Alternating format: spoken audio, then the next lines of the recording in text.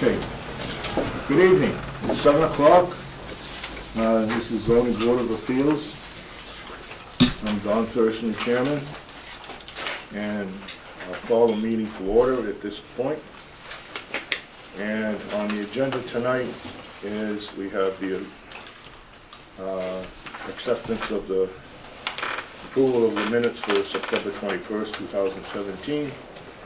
And we have a public hearing at 7:05, case number 1804, the town of Raleigh applied for the new public safety facility. And then we have a continued hearing after that, it's case number 1803 at 239 Main Street.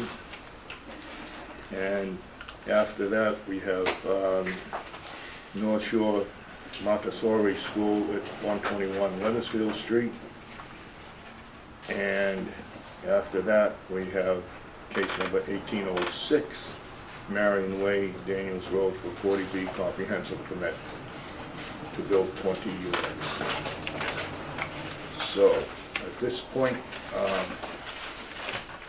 have you all had a chance to read the minutes? And if so, You make a motion to accept the I accept the motion to accept the minutes. No, I don't agree. You don't agree? No. You don't agree with the minutes? Correct. Okay. What do you got? Well, on case number 1803, the attorney representing the applicant is DeLuna, not DeLuca. It's D-E-L-U-N-A.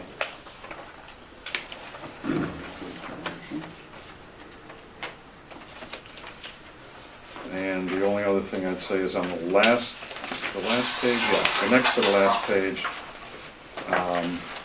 I had asked that if Attorney DeLuna would consider submitting a draft decision, not a proposed order, so it's a draft decision was my language.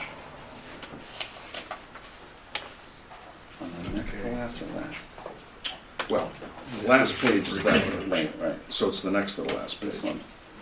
It's up here. Last paragraph? Oh, I see. No, it's Clue asked if Attorney DeLuna would consider submitting it. It was I said draft decision.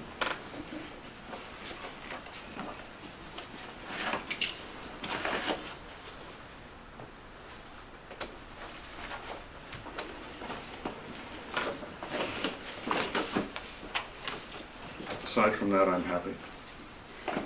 As happy as I can get. Okay. All right, so. Make a motion. Page 3. Correction. Page 3 of 3. Oh, okay. That's where I was going to find it.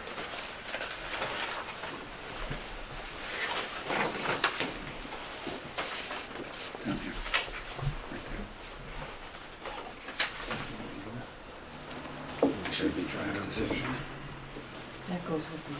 Any incidents of DeLuca, And wherever DeLuca appears, make DeLuna. draft This is decision. a C to N. Yeah, L-U-N-A. Draft decision.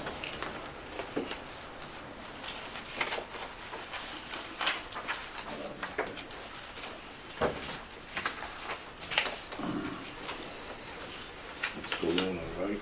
Yeah. Yeah, just submit an N for a C, that's all. Yeah, that can be corrected easily. Okay. Okay, I'll ask for a motion to accept the minutes as corrected. So moved. Okay, Second. motion's been moved, made and seconded. All in favor, signify by saying aye. Aye. Aye. Glad you caught that. Actually, it's D-I-L-U-N-A, and it's, he signed in on the back. Frank DeLuna. Yeah, that's right. Yeah. Okay. That's why we have multiple eyes.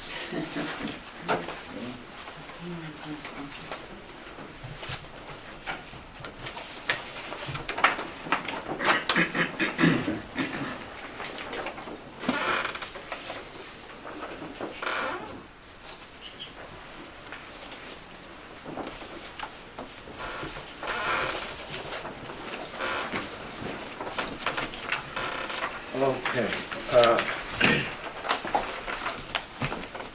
Next item on the agenda.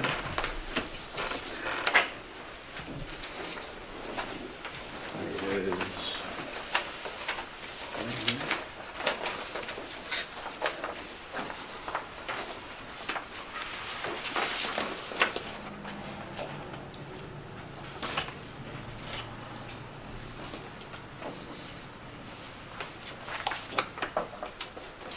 make sure I got the right one here. Okay. What's the two?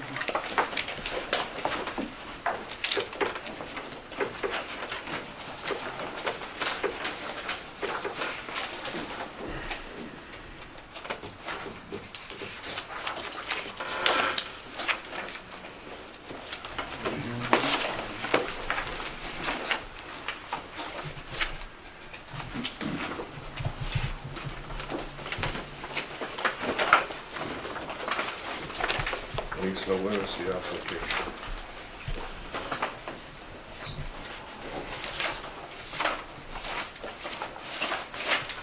I missed it. Thank you.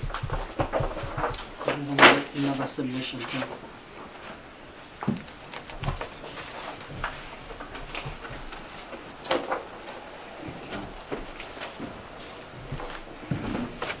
Okay, case number.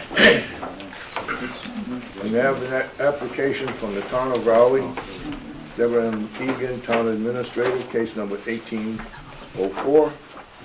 Mailing address 139 Main Street, P.O. Box 275, Raleigh, Mass. 1969 0275. Ownership of the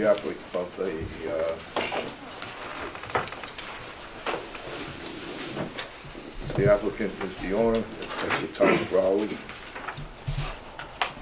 And they're asking for a special permit under section 6131 and 411 of the Raleigh Protected Zone bylaw.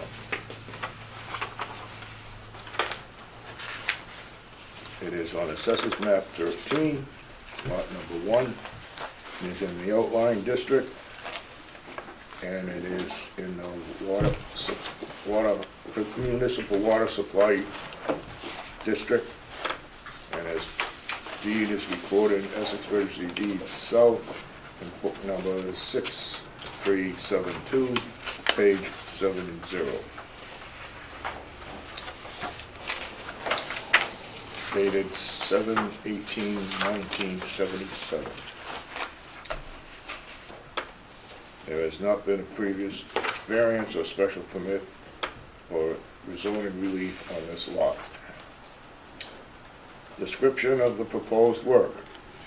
Construction for an addition 6,400 square feet to the police station that will extend into the front offset, and construction of both police addition and new fire station in the municipal water supply protection district, if the permit is determined to be required.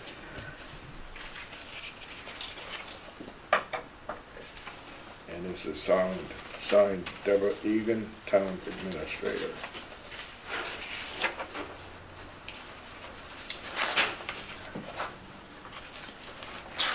Anybody has any conflict of interest on this case? No. No. Hearing none, we will continue.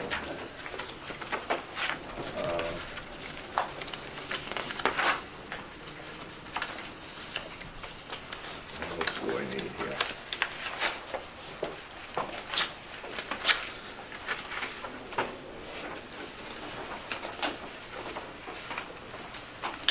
This case was advertised in the town common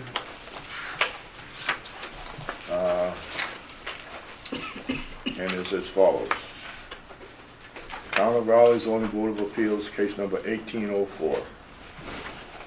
A public hearing will be held at the Town Hall Annex, 39 Central Street on Thursday, October 19th, 2017 at 7:05 p.m. to act on an application received September 30th, 2017 from the town of Raleigh, care of Deborah M. Egan, Town Administrator. Applicant is seeking a special permit from the requirements of zoning bylaws 6.1.3.1 and section 11.11 to provide new facilities for both public safety departments, police, and fire. The property is on the outlying district and the municipal water supply overlying district, and is shown on Assessors Map 13, Lot 1. At the public hearing, members of the public may ask questions and present evidence that support either the approval or denial of this petition.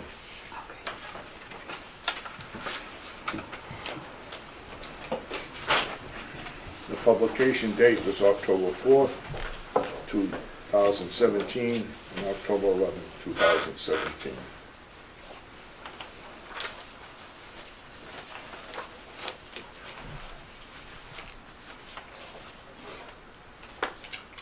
The public hearing for case number 1804 for the application received from the town of Raleigh, care of Deborah M. Egan, Town Administrator, is now open.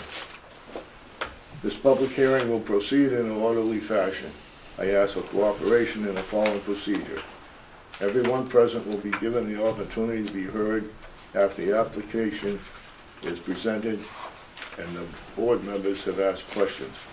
This hearing is being videoed and audio taped. Therefore, when you address the board, begin by stating your name and address. Speak slowly, audibly, and clearly. Only one person will be allowed to speak at a time. The purpose of this hearing is for the board to hear and consider the pertinent facts relating to the application and to approve with conditions or deny. Before hearing from the public, the applicant will be allowed to present their case, and then the board members shall ask questions or comment. I've already asked if anyone has any conflict of interest on this case, and everybody said no. Okay. I guess,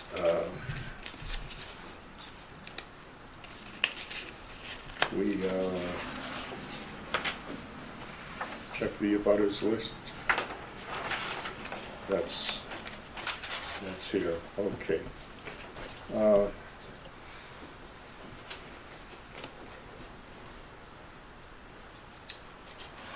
At this time, we'll have the applicant present their case. Mr. Chairman, Debbie Egan, Town Administrator, 139 Main Street, Town Hall. William Murray from Places Associates will be providing the presentation. Good evening. So I have boards. Where would you like me? Boards on a tripod. Where would you like me to set them? Right on the edge now. I'm still a little old-fashioned.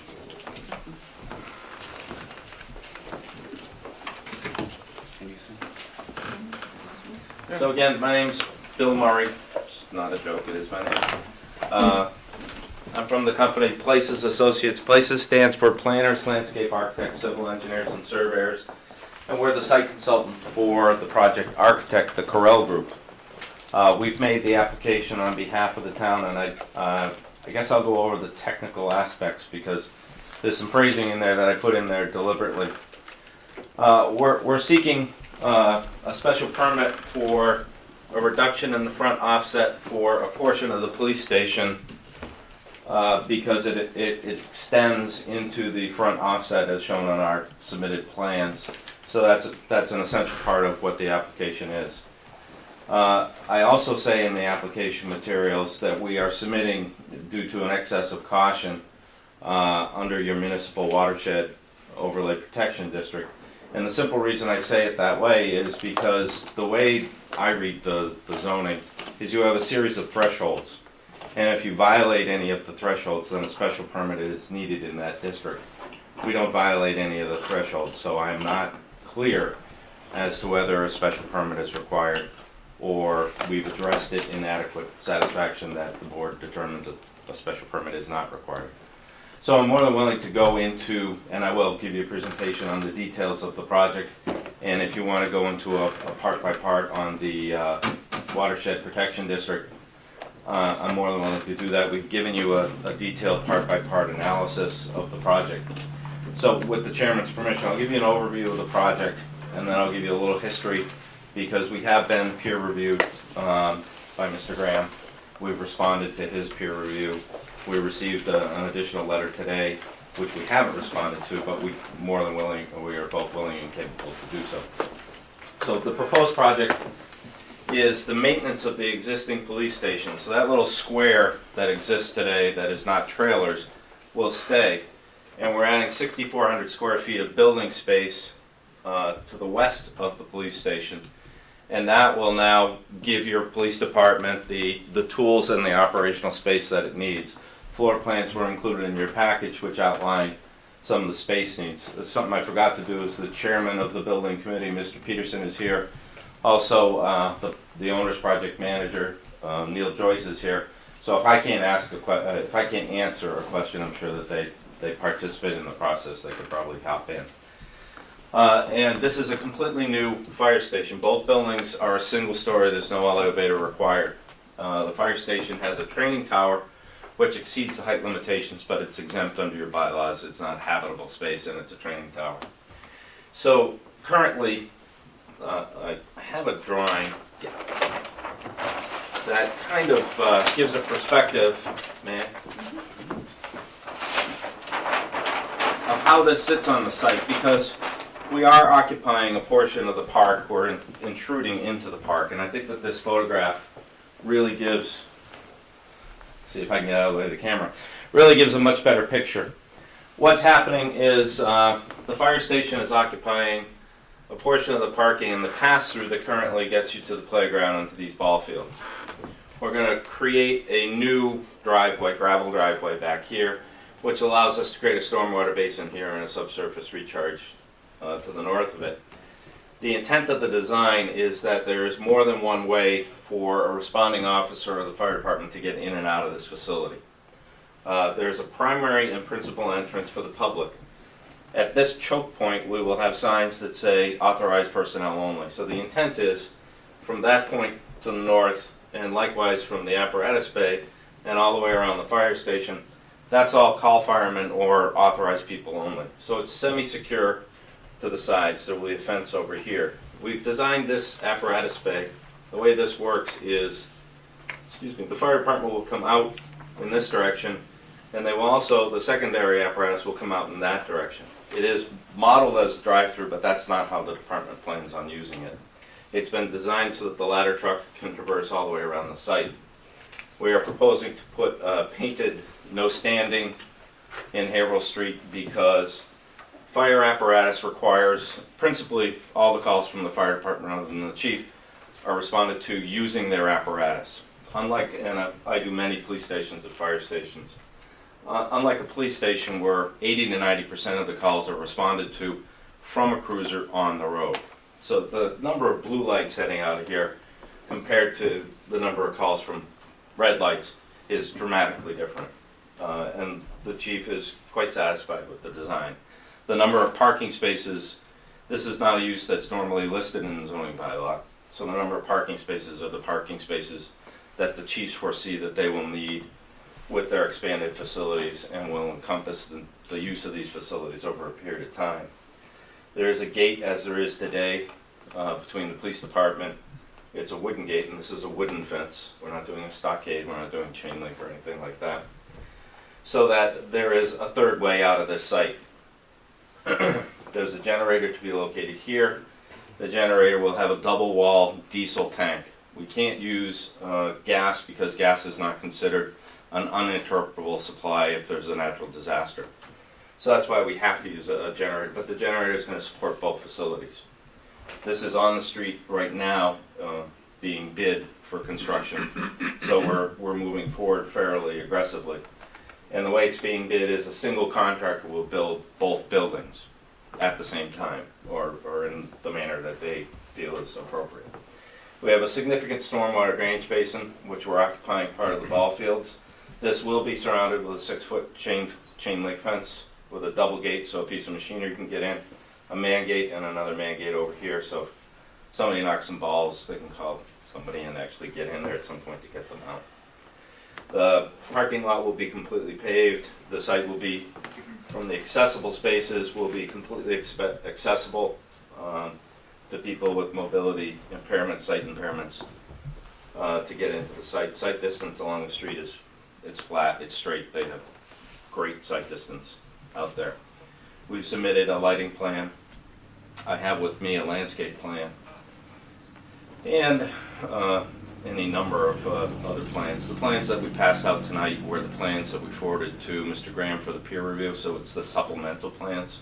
When we made the application to you, our documents were at what we call a 75% level, so that way you had the meat and potatoes, but we didn't have the details fine-tuned. We're out on the street for bid now, so the plans that I've given you are pretty much the bid documents, and we've fine-tuned them and we've cleaned them up, which were some of the comments that we had from the peer review. And the only other item, I just wanted to document for the record the offset. I didn't have it in my mind that we are seeking from the front from the front.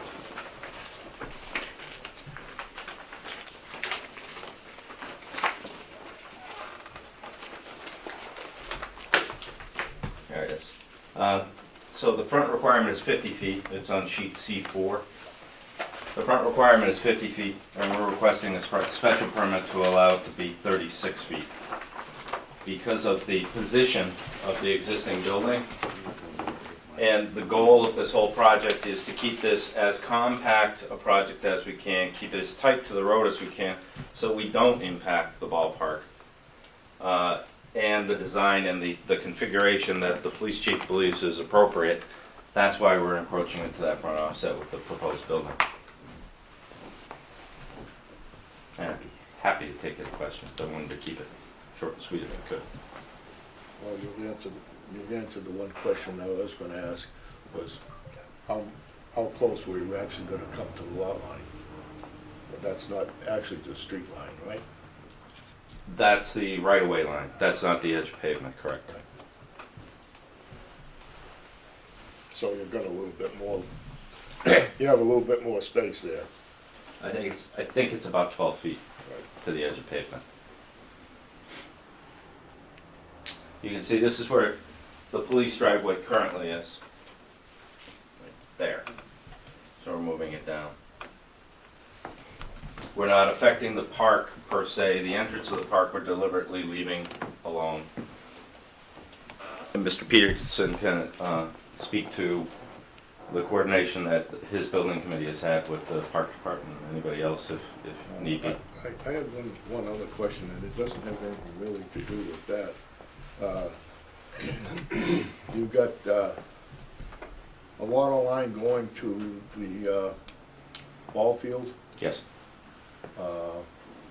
Is there one going there now? It's a good question, sure. So I had a very extensive conversation with the water department. It was kind of interesting. The water line currently comes up the police department driveway and kicks back this way.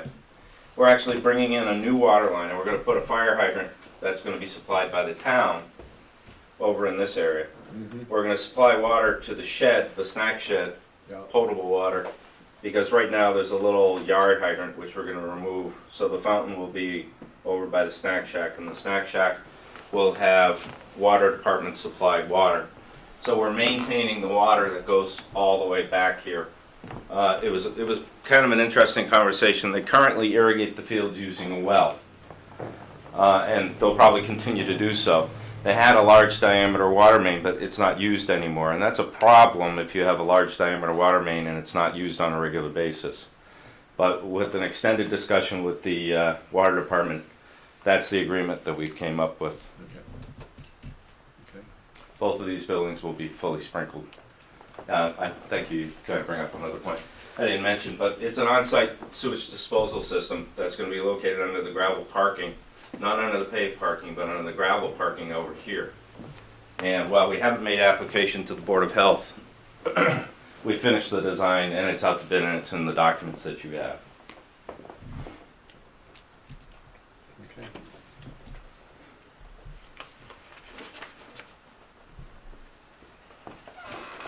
you're also asking, okay, you're asking for that to be 36 feet, which I don't think we have any problem with. I was hoping you'd say And something. I don't, uh,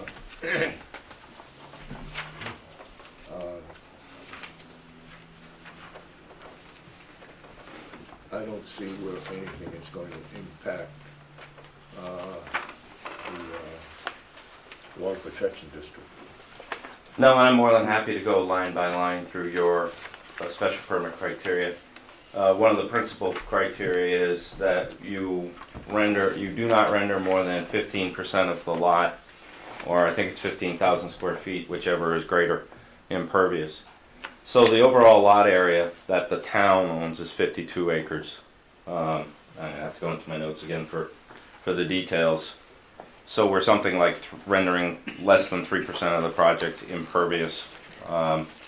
If, however, you want to simply consider the site that we're at, because the assessor's map that we cite, map 3, lot 1, is 17.5 acres. We're rendering 1.9 acres impervious with the entire development.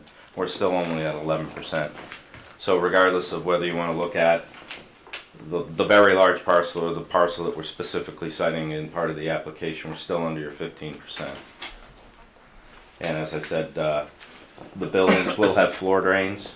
The fire apparatus will have a floor drain, and it will go to a floor drain holding tank, which is a double-walled fiberglass tank that's buried in the ground. And it doesn't leach, it gets pumped out. The police station likewise has something called a prisoner transfer garage. That's where a cruiser comes in with a detainee and he pulls in. The garage doors are closed by the dispatcher, and then the prisoner is released from the vehicle so that the vehicle can't go anywhere. They're contained within the garage.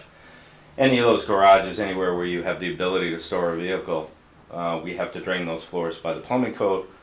And since you don't have sewer, we have to put them into a tight tank. So again, 2 separate tight tanks, one for each building, a smaller one for the police station, a larger one for the fire station. I got some double.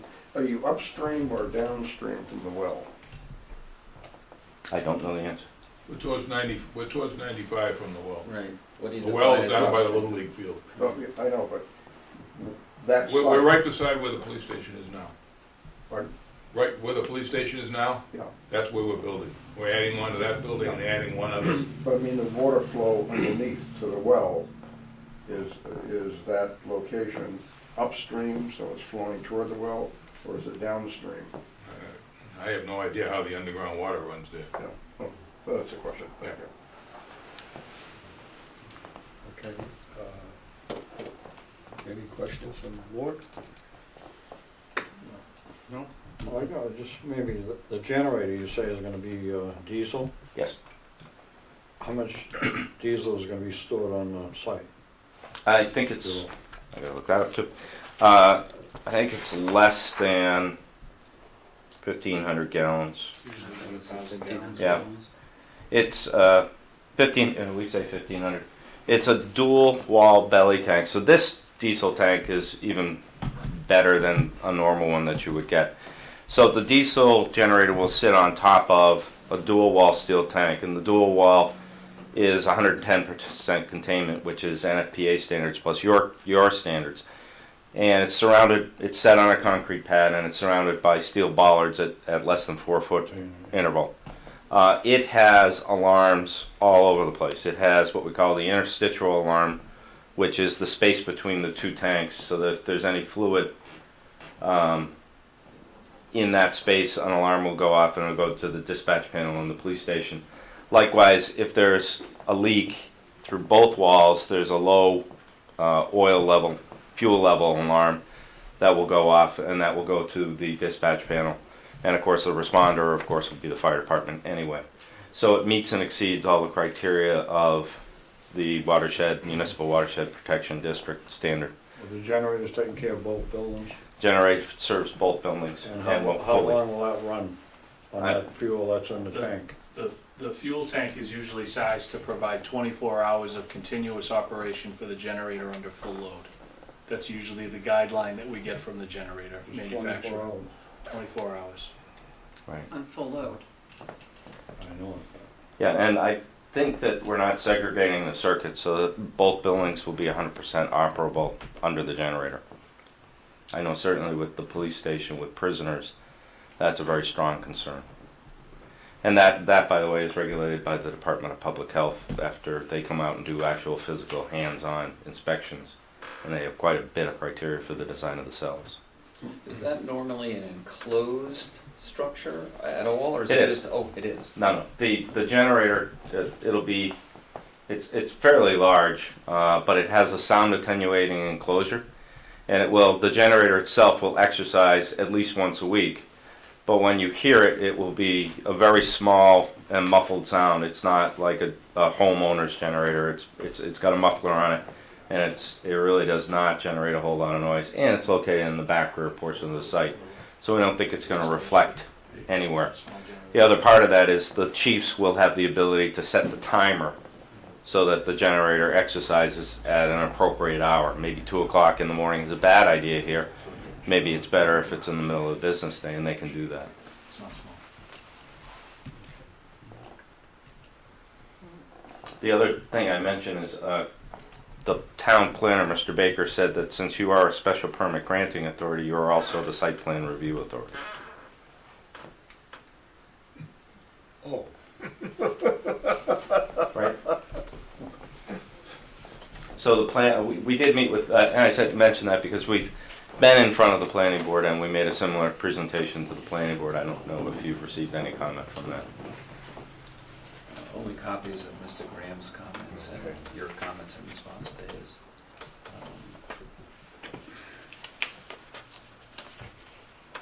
Okay.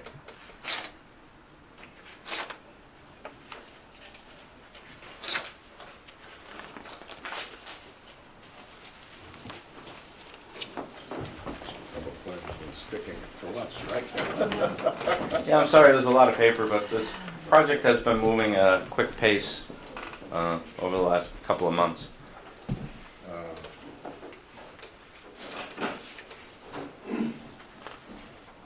My question's more about usage, and currently this is parking, I believe, for the fields. This was used as soccer fields, and so what happens to all the parents that need to park, and where are they gonna play soccer? Dave Peterson from the Board of Selectmen and also I'm the chairman of the building committee. I've met extensively with Tim Southall from the Recreation Committee. He went out to the site. He agreed on the location of the water, what do we call it, water pool Basin. there, The stormwater basin? Drainage the basin. drainage basin. He agreed with that. The only thing that will affect will be what's now used as a T-ball field. He's agreed he can move that over into the back, in the back area between the two back fields. Okay. The parking is going to be reduced somewhat. I've met with him. We're gonna do some expansion in other areas out there of the parking. During the construction phase, it's gonna be tight. We understand that. There's no way we can get around that. Ultimately, when we see how the whole thing's laid out, there's some areas out there that we can push gravel around and expand the parking. On top of that, we're concurrently with this project, you're probably all aware that we're buying 3.5 acres of wind land down behind Pine Grove School. That's where we're gonna move the Little League field that's currently down the street by the well field. In addition, we're gonna construct a second baseball field at that location, as well as there'll be space for soccer fields and, any other types of fields. So we're hoping that they can reduce the use of one ball field up at Aris Park so that it'll reduce the need for parking. But if they need it, we're actually gonna be increasing by 1 or 2 ball fields, the recreation area. So they're pretty well agreed with us, and we're gonna have to work out the details, particularly because at the same time, the school project's gonna be under construction, so it's gonna be a busy year and a half for all these things to be coordinated, but we're all working together, and we don't anticipate, there'll be some, I'm sure, unhappy parents at times, but it's the best we can do. That's one reason why the site for the building for the police and fire is so tight, because we wanted to reduce the effect on the fields out there as much as possible, because for years now we've needed expanded recreation space. And with the attainment of the Gwyn land, it kind of really takes the pressure off this site a little bit. And that's the game. What, I'm sorry, go ahead. Go ahead.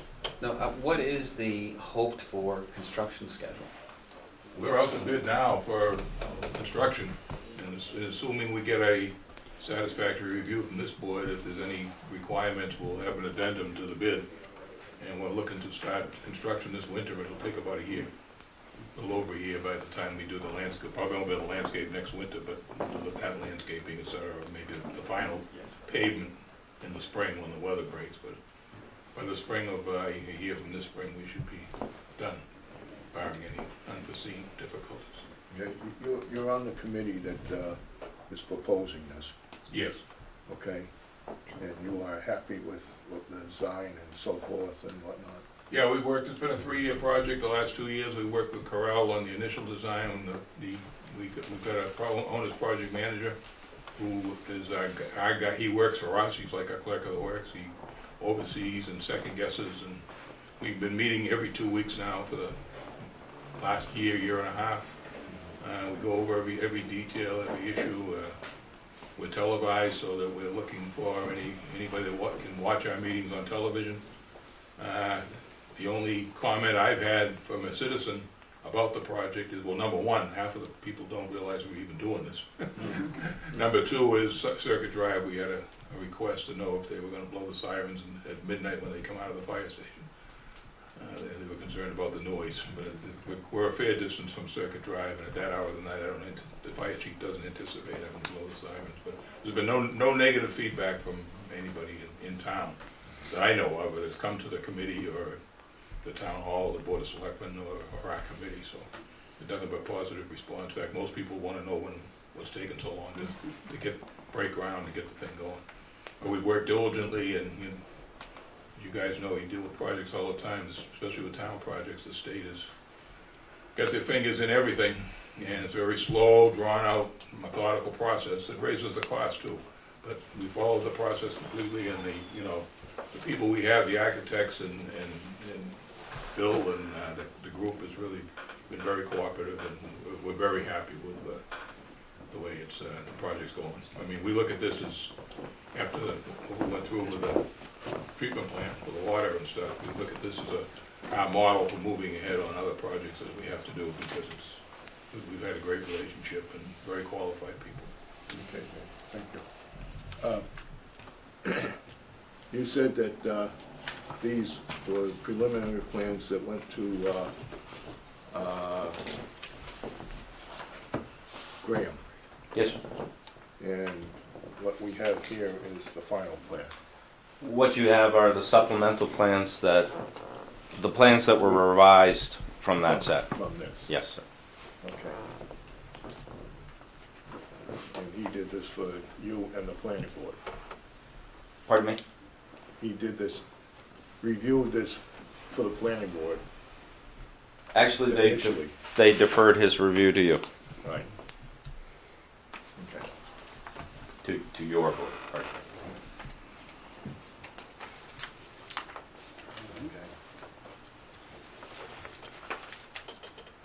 Anyone in the audience have any comments they want to make? I have one question. Mike Sabatini. In the back parking lot, there used to be a big hill. Is that hill impacted, or if the hill were to come down, would that free up some parking for you? The ledge, that big rock. Is that what it is? Pure ledge? Yeah. No, actually, the big rock is right. I'm sorry, you can't really see it, but the big rock is right here, and we have a limit of work line which says leave the big rock alone. Okay. That's what I was talking about when the project's done. There's quite an area of some woods and brush and gravel, which will be leveling out when the project's going to increase the amount of parking. We're not going to play with a big rock. That'll be our monument out there too. Yeah. But we will be able to increase the parking. Yeah, we've looked at the parking, but the goal of this project, of course, is to get these facilities built. And that's the focus of my application to you. And if bids come in under, then other things are potentially possible. And that's our goal, our hope, is that the bids are significantly under. But So keeping that in mind, and the building committee has been very diligent, as has the project manager, in making sure we, the designers, the architect, myself, and the other engineers, they have kept the costs down. There are no frills on this project. We're trying to really keep it lean and mean. I didn't see a floor plan for the police station, I don't know if that's in those plans. Yeah, I was just curious why we're going this way and not that way, so you don't have to extend to the front. there are actually 3 reasons. Oddly enough, in keeping that footprint that we were talking about, we really only found suitable soils for the septic system here and here. We can't go over here at the playground and there's a well. That's too far for the septic system. And as we go to the east towards the proposed fire station, we found ledge. We know that that fire station, we've done extensive holes over there, and we know where the ledge is. It's not suitable to put a septic system over there. And there's a very big shallow depression right in here.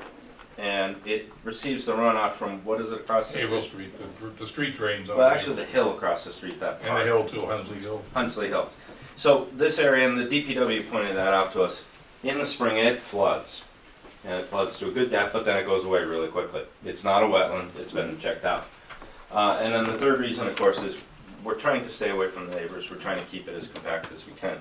So we have a reserve area for a septic system here. We have a flooded area here that we don't want to go into, because if we went into it, it would involve a dramatic amount of studies. So that's why it pushes us this way. We can't put a septic system anywhere over here because we really only have about 4 or 5 feet of soil, which is good enough for a foundation, but it doesn't meet the code for a septic system. And that's principally why everything's squished, and then therefore moving forward. Thank you. Okay. I have no further questions. I have no You got none? All set? Anything further? That's fine. I'll make a motion that we accept it as presented. What was your pleasure? Dave was done. Made a motion that we accept it as presented. Okay. Second. Motion's made to approve as presented. Any further discussion? My only other comment would be that inasmuch as you requested a permit for, if necessary, for the open space development of the groundwater, I don't, I'm accepting, I think we have to accept your analysis of the situation, subject to, any further review, but I would not see that a special permit is required for that particular process. As an addendum to the motion that we accept as submitted. Their comments submitted as is. Okay. All those in favor? Aye. Aye. Thank you so much. Thank you. We will be making sure we got I'll be quick. I'm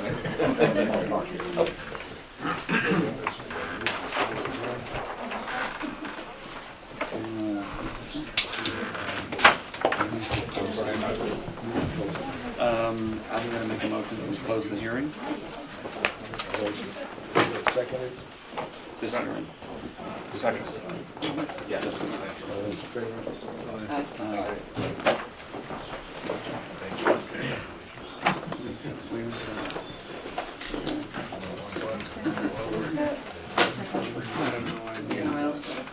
Tell them Who seconded that? prepared decision. I didn't hear it. Tom, Copy that. didn't he? Yes. No, No, no, no, no. I'm sure they He know. I motioned. made the motion. You made a motion to close the hearing? No, Tom did that. But Tom did. who seconded? I seconded both. Okay. I just couldn't hear.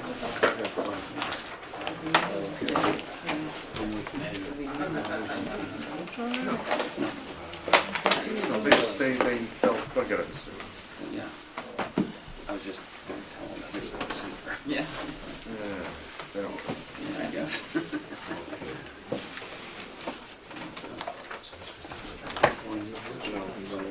Two years in the works. And I know. And debate. That's really making it.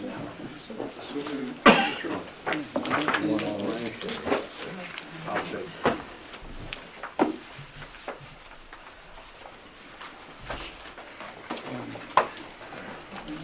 Continued hearing. Mike?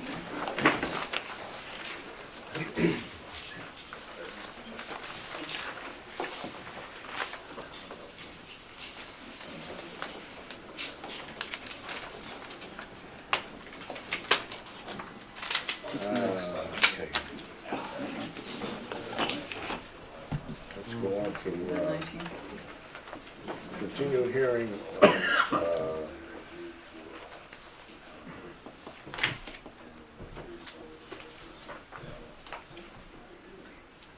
case number 1803, Michael Sabatini, 239 Main Street.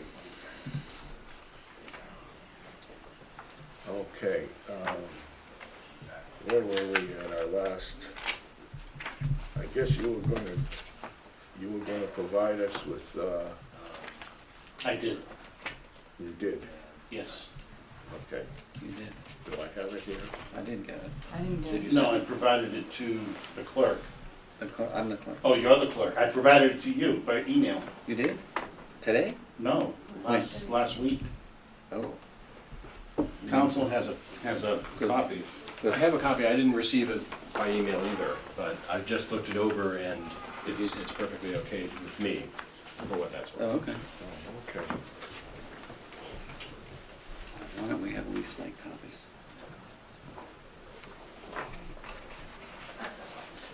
Okay, this is basically No, I know. a decision, But the council didn't. is that correct? It's a draft decision that was It's a prepared by Mr. It's DeLuna. a at draft your request. decision. Okay. Uh, I'll read it. We can discuss it after I've read it. Okay? Okay, case number 1803, decision of Raleigh Zoning Board of Appeals under the Protective Zoning Bylaw upon petition of Michael Sabatini, the owner and operator of Bradstreet Farm, inclusive of the agribusiness known as the Barn at Bradstreet Farm, 239 Main Street, also locally known as Bradstreet's Lane, also known as Elmwood Avenue. The petitioner is requesting the zoning board of appeals to overturn the zoning enforcement officer's cease and desist order to immediately cease all commercial and business activities at 239 Main Street, including any activity that you are conducting as a so-called agribusiness. The land is located in the Central District and is shown on Assessors Map 26, Block 26, Lot 4. The deed is recorded in Essex Registry of Deeds of Book 32801, page 165. Pursuant to a public notice originally in the Town Common, a newspaper in general circulation in the town of Raleigh, published on whatever date, September 2017, by mail sent postage prepaid to all parties in interest, as defined in Massachusetts General Laws, Chapter 48, Section 11, and as such lists the parties was certified by the town assessors in accordance therewith, and to the town clerk, the planning board, the board of selectmen, the building inspector, and being posted in a conspicuous place in the Raleigh Town Hall for not less than 14 days. You all hear me all right? Okay. A public hearing was held at the Raleigh Town Hall Annex Center School at a regular meeting on September 21st, 2017. Members acting on the case are Chairman Donald W. Thurston, Clerk Thomas W. Hygard, Board Member Robert Klool, Member David L. Levesque, and Member Donna Thibodeau. Preliminary case material. At the public hearing on the 21st September 2017 at approximately 7:15 p.m., the chairman opened the public hearing in due form and determined there was no conflict of interest by him or any other member acting in this case. The petitioner, Michael Sabatini, the owner and operator of Bradstreet Farm, inclusive of the agribusiness known as the Barn at Bradstreet Farm, was present accompanied by counsel. A previously submitted certified abutters list was reviewed and accepted in the presence of a signed and certified permit license clearance. The petitioner provided testimony and significant evidence that certain commercial agribusiness activities may be conducted as a matter of right on the farm pursuant to the provisions of Mass General Laws, Chapter 40A, Section 3, Section 128, Section 3C, 128, and Section 1A of the Town of Raleigh zoning bylaws. Chairman Thurston referenced letters from the town departments reviewed prior to the hearing and voiced opinions on the petition. They included the Board of Health, Board of Selectmen, Conservation Commission, Fire Department, Historical Commission, Planning Board. Certain residents spoke in favor and in opposition to applicant's petition. Town council was present to advise the board. There was significant discussion related to agribusiness, agro-tourism, and agricultural exemptions allowed by the Commonwealth's and towns' right to farm statute and bylaw. The petitioner expressed his desire to hold agro-tourism events as referred to in Massachusetts Department of Agriculture Resources, Agricultural Law Memo ALM 10-05 dated September 14, 2010, including but not limited to birthday parties, christening, first communion, bar mitzvahs, parties, and other religious celebrations, anniversary parties, family reunions, wedding and baby showers, engagement parties, weddings, yoga classes, wine tasting, movie screenings, seasonal celebrations such as Halloween and New Year's Eve, farm-to-table dining, professional association meetings, gatherings, community events, and fundraisers. The board, by a supermajority vote in part, overturned the order, agreeing that the conduct of commercial agribusiness activities were appropriate and due to the breadth of the order were unduly prohibited. Accordingly, the board determined that commercial agribusiness activities, including but not limited to those agritourism activities desired by a petition as set forth above, were proper and allowed to be conducted on the property as a matter of right. The petitioner offered reasonable restrictions, being adhering to the product ratio set forth in General Laws, Chapter 48, Section 3, requiring necessary permits and licenses, no music after 11 p.m. and no alcohol served after 10:30, and no parking along Route 1A or Elmwood Avenue. By the Raleigh Board of Appeals, the 19th day of October, 2017. Excuse me.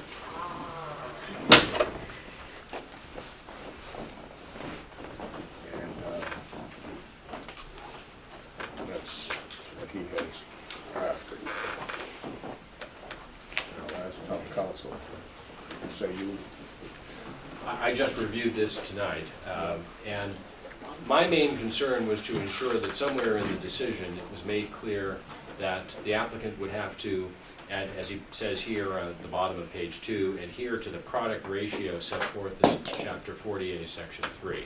You'll recall from our last hearing that means at least 25% of the produce that you serve has to come from that farm and at least 50% from nearby farms. And also that he would have to, as he says here, acquire necessary permits and licenses. In other words, there may be many, and there are many requirements he has to meet that have nothing to do with your board, and you're not saying that he is excused from meeting those requirements. You're just saying, as a zoning matter, he can do what he proposes to do here. Is that sufficiently clear from what's written there? It isn't to me. I would rather include wording more along the lines that you just stated. If you like, I would be happy to work this to, to make it clearer. Again, I only saw this tonight. Hmm. What do you think? Yes, Dave? Just a question, you're talking about 25% from the farm, 50% from area farms, who makes that determination? Who checks that? I'm just throwing it out, it's very vague. It's a state definition, and enforcement is always a questionable issue. I don't know how, any local town board can monitor enforcement. It can be challenged, I suspect, at some point. Yeah. You're right, it is a state law, that's where the numbers come from, and I would say that if anyone ever did suspect that Mr. Sabatini was falling short of those requirements, they would complain to the building inspector, who always has the right to investigate and enforce.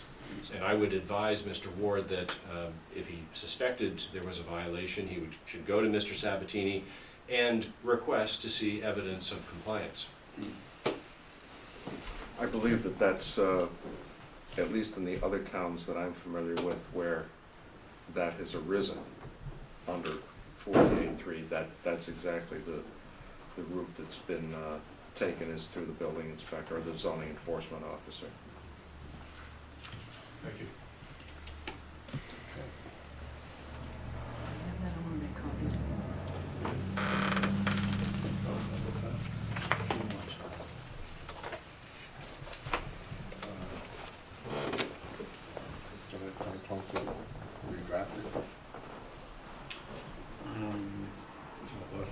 Maybe if town council could work with Tom together, it would shorten it.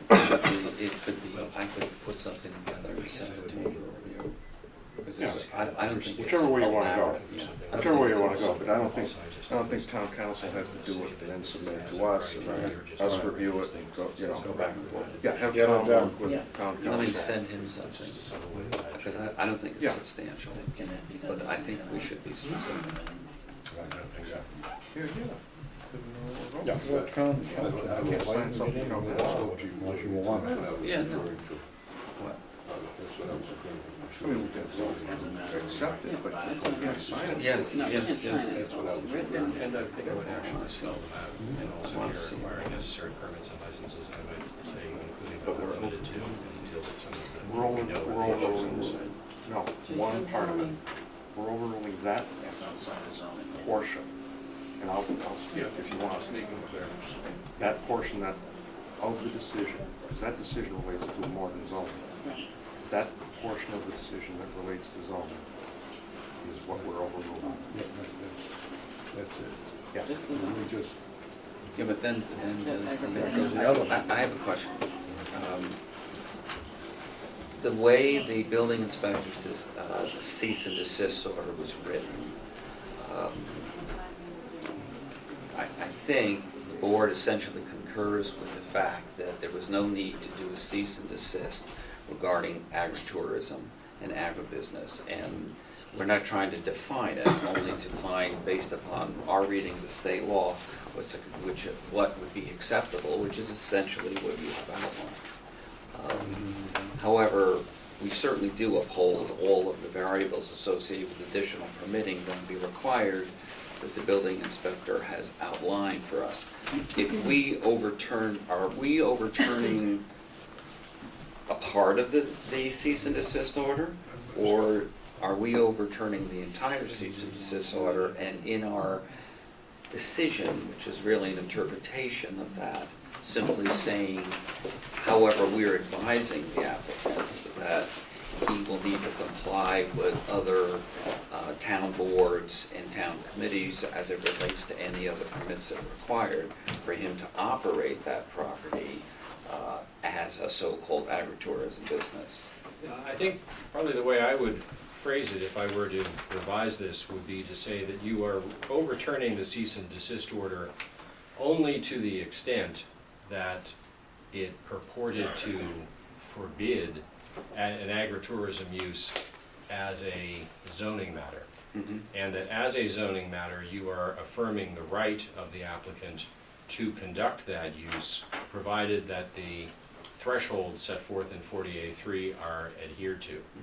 And to the extent that the cease and desist order forbade the use of a structure, such as the barn, until certain other requirements were met, you are not affecting that cease and desist order.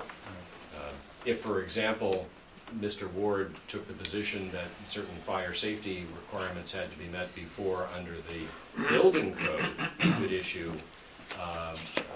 his approval for the use of the building. You're not commenting on that at all. If I may, I believe I addressed that, page 2, second to the second paragraph to the end.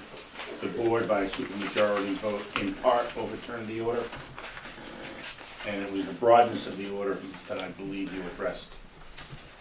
Right, you did, to your point. I would just like to be clear along the lines the town council has. And I apologize, Is I that sent this out, I emailed it to you last Thursday. Yeah, not a problem, not a problem. None of us control Verizon or Comcast. Or Gmail. That's fine. I would be content with drafting a decision along the lines the town council has suggested, in which we overturn that portion that relates to this is a long-term motion. Did you send Mr. Heidegger a copy of that in Word? Yes. So that he could, okay, so what you'll want to get is the Word so that you can cut and paste and save yourself a little time. Yeah, I'm Not even going to give you a different. It's in Word, you can. Yeah, I'm going to give you a different email address too, and another one, because I don't know why I kicked back, but I'll give you another one. All right. Well, can I Give me a suggest, if secret. you want me to revise it, perhaps I can revise it. I'll run it by Mr. DeLuna first to make sure we're not going to have a problem about it. And when we're both satisfied, I will email it to the board. And then hopefully you can adopt it at your next meeting. Do you want to do that? You're the chairman. Yeah, that's fine, that's fine. Okay. That's agreeable. Is that all right with the applicant? Does that work for you? Sure. Okay. How Okay. long? You have to wait Another another month. month, right? Yeah, I have to wait another month.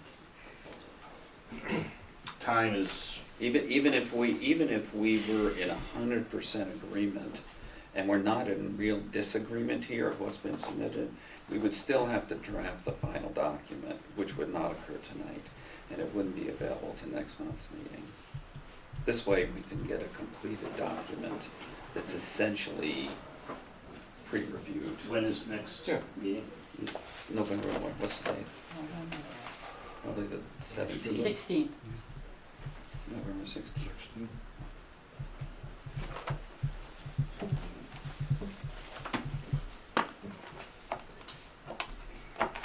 Would we need to extend the deadlines here? I think the applicant agreed to an extension at the last meeting. I'm not sure whether another I extension think is he'd have needed. to agree to another. We extended. Well, no, we could vote Just continue. to approve it substantially as discussed, close the hearing, and if you close the hearing, then you don't have to extend it, right? And then it's a ministerial matter of Right. drafting the decision. Didn't you vote to close the hearing last time? No, we didn't close the hearing. We voted to continue.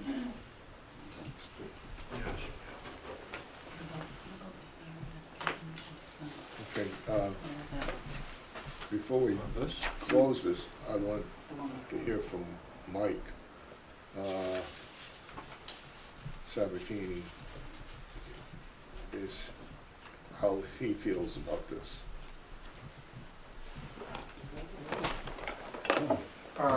Mr. Cluel, I appreciate you taking the time to make the comment, to make the vote tonight, and turn it into an administrative change, so I don't have to wait another month. Well, Before you again now. You still gotta wait till we sign it. Right, but at least, But right, it's, administratively, if you close the hearing, that means no more evidence comes in. And the decision is made substantially as has been discussed, that's all. I thought we had to continue to December. We gotta do something on this case. The first time I came. No, didn't we? Yeah. He- No. He didn't submit this case. Oh, it's a different case. You didn't submit that? Right. He No, did- He did submit Pushed it that. off. Yeah. There were two But they cases. continue the first one, Well, We got it. continued it. yeah. Okay, but there was a Close that second one? case. You can withdraw the first case. Yeah, they withdrew Did you the know first why? case. Okay. No, we Oh, no, haven't. they didn't, Oh, they no, didn't? you wanted to Okay. keep it He open. left it there. That's what we're That's open till the 16th. They kept that pending the outcome. Oh, of that's this still open? decision. Right, right. Yeah. Okay, The so first you don't case? want that to be cluttering up anything. All right, okay, taking care of that. The first one was the, if I'm not mistaken, was the Opinion. opinion that basically didn't ask for anything that would be That's right. appealable. That's right. So it would seem to me you'd want to withdraw that, get that out, off the decks, go with this one. Our preference is to see where this leads, and then we'll make the decision of withdrawing. I don't know, where do you think it's, I think it's fairly clear where it's gonna lead. I don't understand why there's some hesitancy. Because the prior action seemed to us to be a request for, well, what do you guys I think? haven't seen the final decision. I can't jeopardize my client's position without seeing the final decision. I Okay, expect everything's gonna go correctly. I All right, expect so everything is continue gonna the be. first one again. It's already, it's It's continued to already the been 16th. continued. It's already continued to the 16th. Oh, till next month. I see, okay. And quite frankly, I have a withdrawal all prepared. I've already shared it with council, but it would be dependent upon where this one goes. All right, yeah, all right, in case it goes sideways, you want to. No problem. Yeah. fine. Okay. All right, so you want to close the hearing?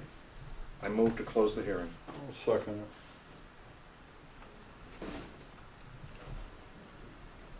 Any further discussion?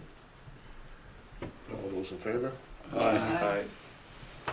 Okay, hearing's closed. And, Well, I'd move that we grant the petition insofar as it relates to zoning, and that Mr. Heidgert and Town Council cooperate in the drafting of final decision, consistent with everything that's been discussed this evening. all right. Do I hear that motion seconded? Second. Dave seconded motion. All those in favor? Aye? Aye. Aye. Those opposed? The ayes have it.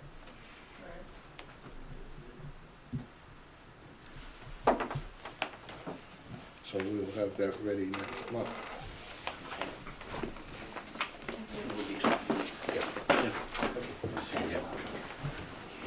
Thank you very much for your consideration. Ladies and gentlemen,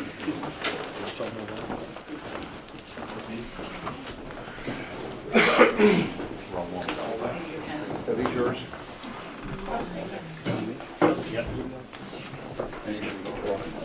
It's already gone.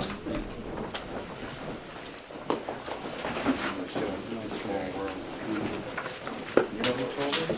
Dave, Rick. Oh, really? Yes. Yeah, I'm telling you, it's a small world. No, it is.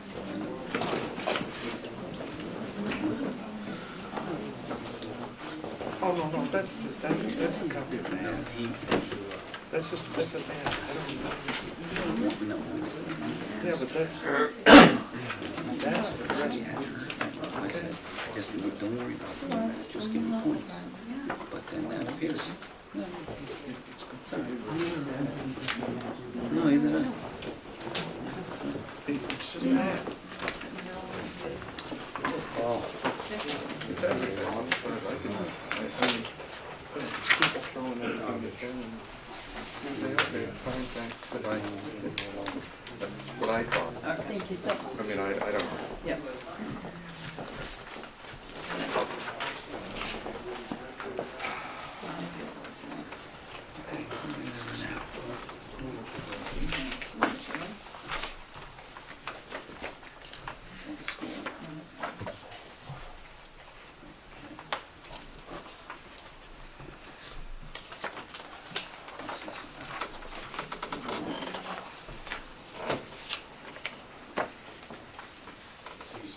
That's Town of Raleigh Building Department. That's just,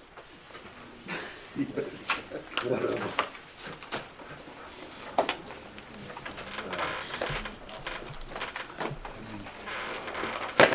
Actually, we did it.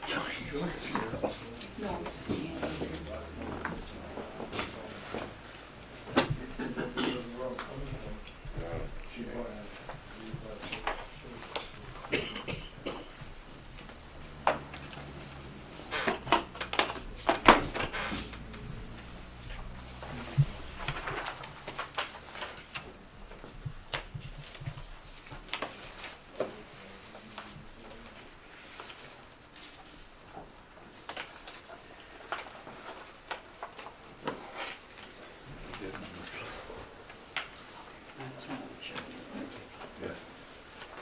Okay, next case.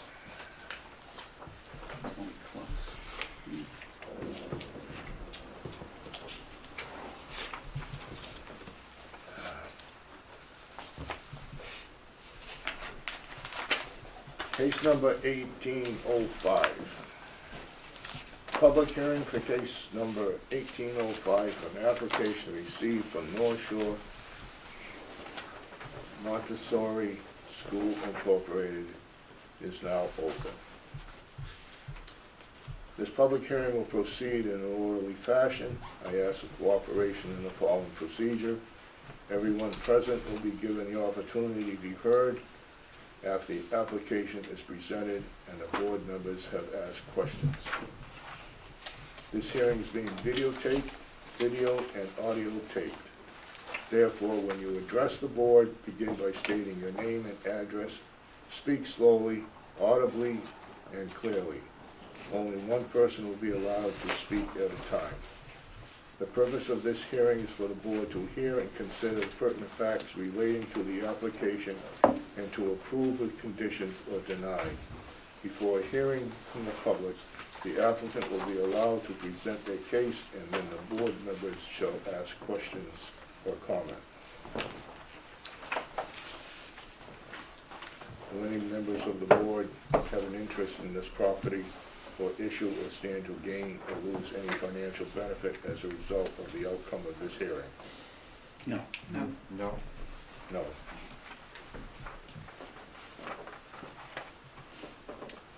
The public notice for this application was posted at the town hall, sent to a certified list of abutters and parties in interest, and is published in the town common on October 4th, 2017, and October 11th, 2017, and reads as follows. Case number 1805. A public hearing will be held at the Town Hall Annex 39 Central Street on Thursday, October 19th, 2017 at 8 p.m. to act on an application received September 25th, 2017 from North Shore Montessori School Incorporated. Applicant is appealing the decision made from the Inspector of Buildings on property located at 121 Weathersfield Street. The property is in the outlying district and is shown in Assessors Map 17, Block 45, Lot 0. At the public hearing, members of the public may ask questions and present evidence that supports either the approval or denial of the application.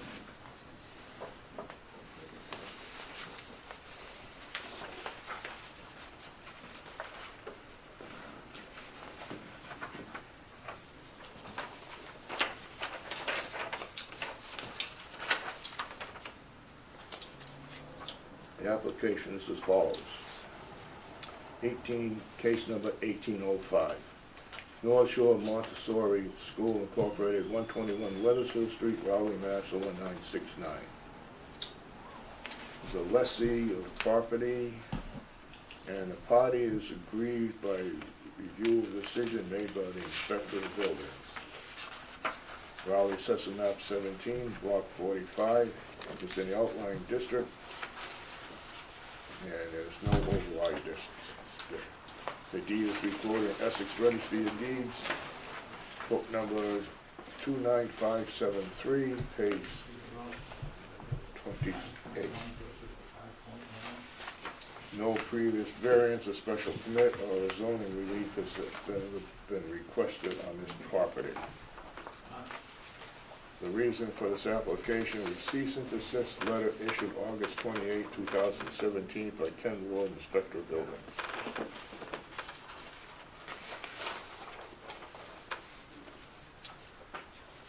We have all the permit and license clearance form has been signed off.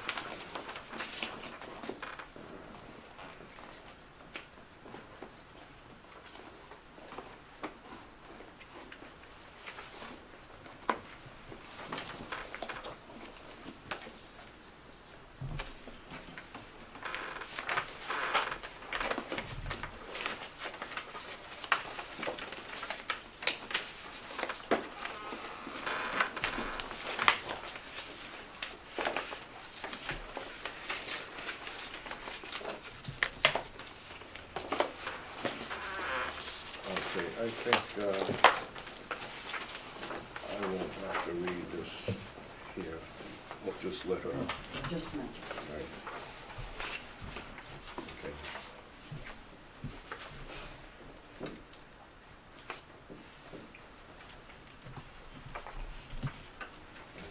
Okay, these here I don't.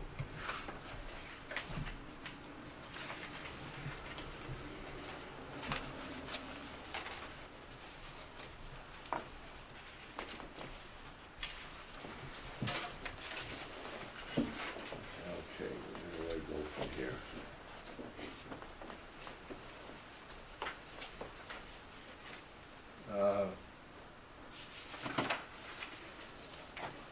Ms. Mead. Thank you, Mr. Chair, members of the board. Lisa Mead, Mead, Tellerman, Costa, 30 Green Street, Newburyport, on behalf of the North Shore Montessori School, Inc., and I'm here this evening with the president and operator of the school, Margaret Henry. We are here for the property at 131 Weathersfield Street, as the chair announced, and we are here to appeal the cease and desist that was issued by the building inspector on August 28th. The cease and desist requests the school to stop serving children over 7 years old of age because the daycare operations only are allowed in the zoning district in Raleigh, according to him at that time. The school appeals that pursuant to Chapter 40A, Section 8. The basis for the appeal is that the school, while not at the time of the cease and desist, shortly thereafter, reorganized as a nonprofit educational corporation, and as a result, therefore, may serve children over the age of 7 years old, both under the Raleigh zoning bylaw, Section 4.8.1D, as well as Chapter 40A, Section 3. And therefore, we're requesting that the board overturn the cease and desist of the building inspector. Really, the most important threshold question for the board tonight is the North Shore Montessori School, Inc. a nonprofit educational institution? As of September 4th, 2017, North Shore became a Massachusetts nonprofit corporation pursuant to General Law Chapter 180. I provided that documentation to this board. The corporation is filed and accepted by the Secretary of State's office and therefore is in place. The corporation has 27 months to file their 501c3 status with the Internal Revenue Service. The school operates under a lease from the owner of the property, the Margaret Ruth Foundation, LLC, and I provided that assignment of lease as well to the nonprofit so you can see that, and that was in my supplemental filings earlier this week. North Shore has operated as an educational institution for the last 7 years, originally serving only 3 to 6 year olds. 4 years ago, they started serving first graders, and then 3 years ago, they started serving second graders, and 2 years ago, they started serving third graders, and thereafter started serving fourth graders. The school serves 42 students, 15 between the ages of 3 and 6, and 27 in the first through fourth grades. They employ three teachers for the Children's House, which is the preschool, and 3 teachers for the elementary school. The North Shore has met its certification requirements with the American Montessori Society and the Montessori Schools of Massachusetts. The property is located in the outlying zoning district. Section 4.8.1D allows quote, uses of land or structures by a nonprofit educational incorporation in all zoning districts. Furthermore, Chapter 40A, Section 3 provides in part, no zoning ordinance or bylaw shall prohibit, regulate, or restrict the use of land or structures by a nonprofit educational corporation, subject to certain exceptions. The Massachusetts Supreme Judicial Court has determined that, I quote, the proper test for deciding whether a nonprofit corporation is an educational one is whether its articles of organization permit it to engage in educational activities, a question easily answered by a review of documents filed with the state. That case was in 1987, Gardner Athol Area Mental Health Association versus the ZBA of Gardner. Here, the articles of the nonprofit corporation clearly state that the purpose of North Shore is to, quote, promote and provide educational services surrounding the Montessori philosophy and methodology for children. So the North Shore Montessori, Inc. has not only given power under its organizing documents to engage in educational activities. Children's education is the stated purpose of the organization, and the primary activity of North Shore has engaged in since it was created. I don't think there's any question that that's what's happening at that location. Well, the statute does provide some exceptions to the rule that a municipality may not regulate the use of the property for a nonprofit educational institution. None of the allowable regulations, in our opinion, for a nonprofit under Chapter 48, Section 3 apply in this instance. The statute does go on to say that you may regulate reasonable regulations regarding bulk and height and structures and determining yard size, lot size, setbacks, and things of that nature, but it's all currently complying with zoning. Further, because the 4.8.1D provides, quote, new or additional off-street parking is required, no site plan approval by the planning board is needed. It's our opinion that the zoning bylaw doesn't require any parking on site, although there is parking provided. We believe the cease and desist letter issued by the building inspector only relates to the use of North Shore property as an educational institution teaching children over 7, as it says. We've provided the board with the articles of organization for the nonprofit, which shows that education is its purpose. We request that you overturn the building inspector's determination on August 28th to cease and desist that activity, as now it fully and squarely meets the requirements of both the bylaw as well as the statute. And I would like to provide to the board, just if I could, a couple of letters of support. And I'm going to take one of those. I should keep them for myself. Yes. From the neighbors, direct abutters. And then, I don't know, I gave a plan to the board, the last engineering plan, but I don't know if the board would like this GIS plan that you can see more how the property operates. When we hand this out to you, it might be helpful to take a look at it.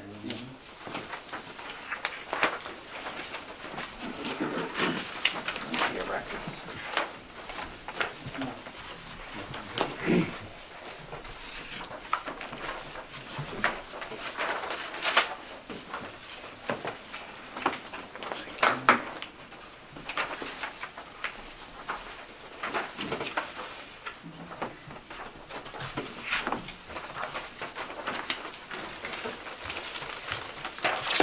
And just so you can see it on, I apologize I don't have a board here. But here's the drive. So you drive in here. This is the residence. You drive in here, and parents go along and loop around here and then drop off their kids here. But this is the school right now. There's an addition going on to the school right here. This is their leaching field. And this is a play area. This is like a zip line kind of thing. And these are various play structures. More recently, you can't see it on this plan, but there's a section of arborvitae that's been put across back here, and they're going to be installing a fence along this area as well. You just said there's an addition being built presently. There's a foundation in for an addition that the building permit's been issued for on this edge of the building right here. Okay.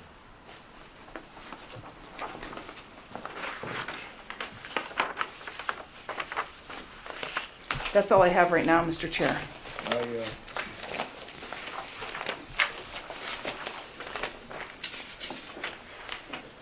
Okay, she became a nonprofit after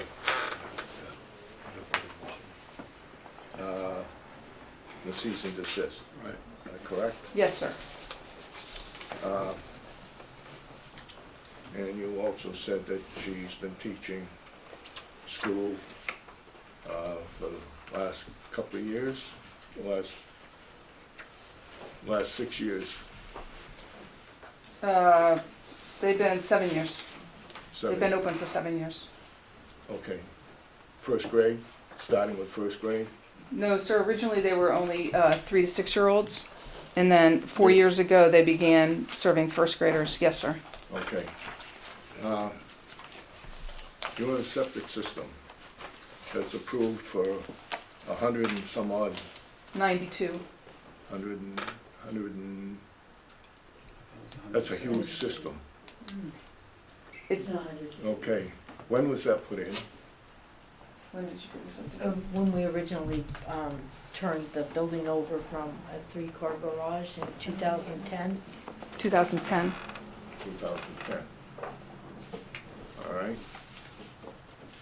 So, when you went into that property, you were told you could have daycare. Am I correct? Mr. Chair, can I ask a question? When she bought the property, she started a daycare business there, Preschool, right? preschool, That's right.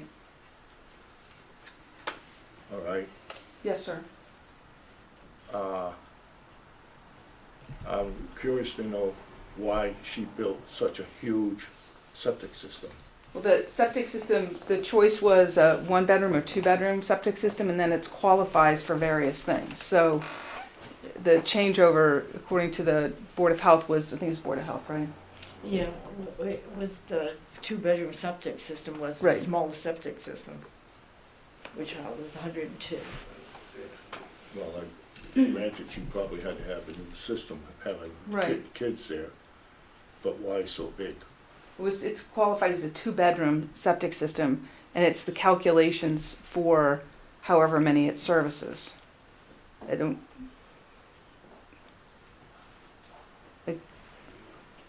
Okay, what I'm getting at, I guess, is that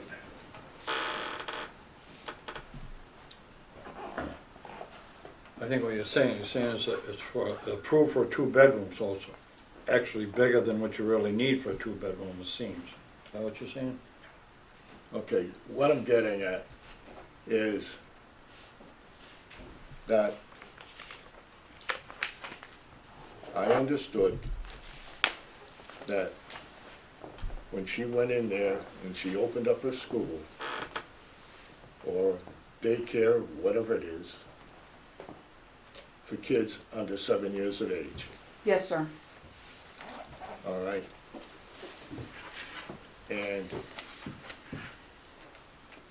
she was told at that time that that's all she could have, Yes, sir, so she, okay? sure.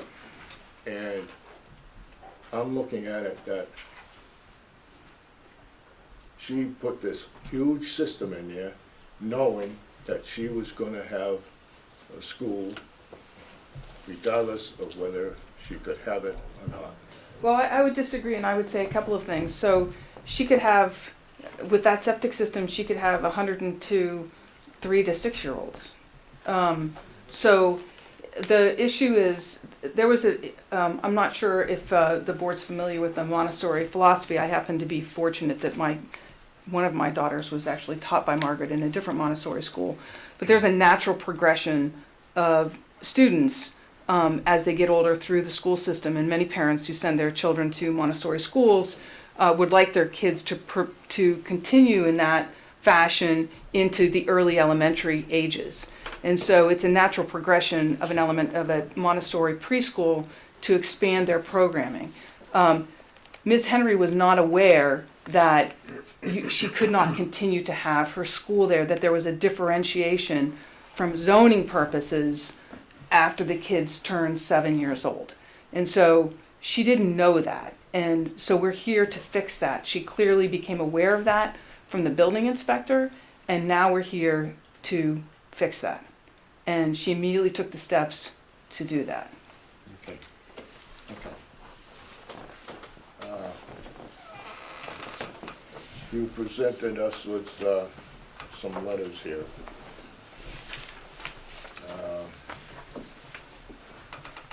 I will read them into the record.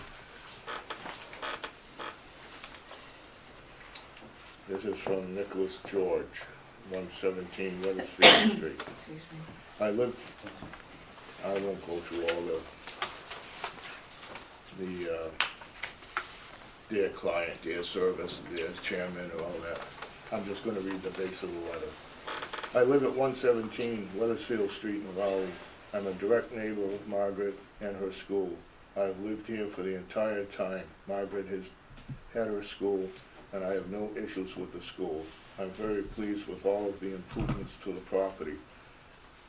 Please overturn the building inspector's cease and desist and allow the school to continue. The cars drive up the driveway, which is directly next to my property. I find them very respectful, organized, and no traffic problems on her driveway or on Weathersfield Street. Signed, Nicholas George. And this one is from Sean Dowey. I live at 122 Weathersfield Street, directly across the street from Margaret Henry in the North Shore Montessori School. The school and parents that are a part of the school are respectful, and their neighbors driving carefully in and out. I have no issues with the school and find no traffic problems in the morning or in the afternoon.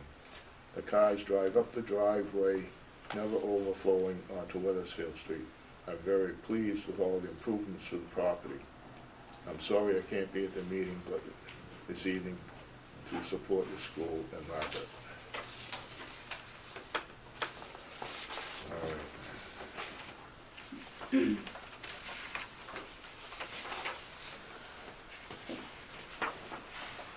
Those are in favor.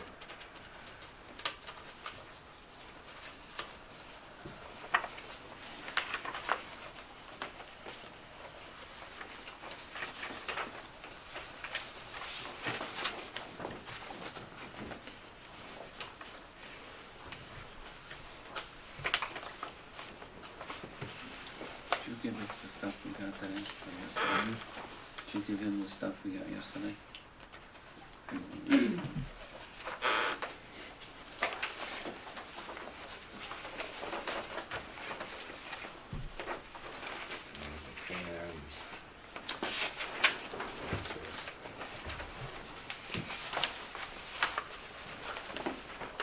As a quick point of fact, we received a letter from the Board of Health on the 16th. It's a memo in which they state that septic is certified to support 106. Oh, 106. That's okay. where the number came from. All right. So I thought You may it was not have seen that letter. 92, 106, they said. Oh, okay. That's what the health department says. Okay. So we're prepared to accept that number. Okay. Okay, these are It's a lot, no matter what. These are the letters here.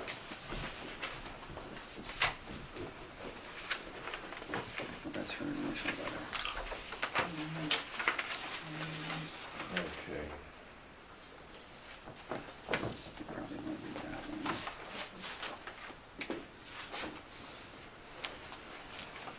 Okay, this here is from the Kurt Baker, the town planner. I received the information provided in the application pack for ZBA case number 1802, North Shore Montessori School, and would offer that due to the fact that the use is deemed as an intensification from a daycare use into a building in a residential area being used for educational purposes. I saw that the packet included the application to the state requesting conversion of the existing use to being a nonprofit educational use. If this application is approved, then a nonprofit education will indeed be exempt from further planning board review. However, it is not clear that the request to convert to a nonprofit organization has yet been approved by state. Be advised that until such time that non-profit status is approved by the state and confirmed by this office, that the use of it is currently designated by the zoning official requires site plan review approved by the planning board pursuant to section 4.8. Such a review would be aimed at reviewing site design issues associated with the additional traffic flow associated with morning drop-off and evening pickup, and additional off-street parking associated with upgraded use, as well as looking at ways to mitigate potential impacts to abutting residential properties. In order to do this, the applicant should contact the planning office in order to discuss the plan review requirements and procedures in regards to scheduling a public hearing.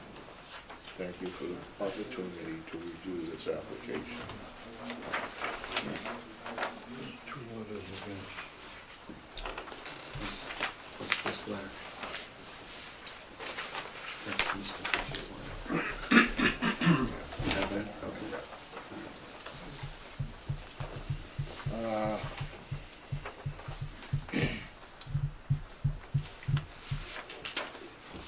This letter is from Janet M. Blanchett. This letter is response to the notice I received in the mail. I live at 112 Wethersfield Street, which is across the street from 121. I am writing to address the safety issue of the traffic coming around the corner from Route 1. I live with my handicapped son, and many times in the last 5 years, when I am waiting outside for my son's handicapped accessible van, the traffic is a concern. It is a narrow corner that comes up quickly. The safety of children on bicycles and children who are walking is at risk. This traffic concern is ongoing all day. Parking is also an issue. The street becomes a very narrow when cars have nowhere to park, and the cars park on the side of the road, further adding that the risk and safety of adults, children, bikers, and vehicles. This is a quiet residential neighborhood and is not zoned for anything else.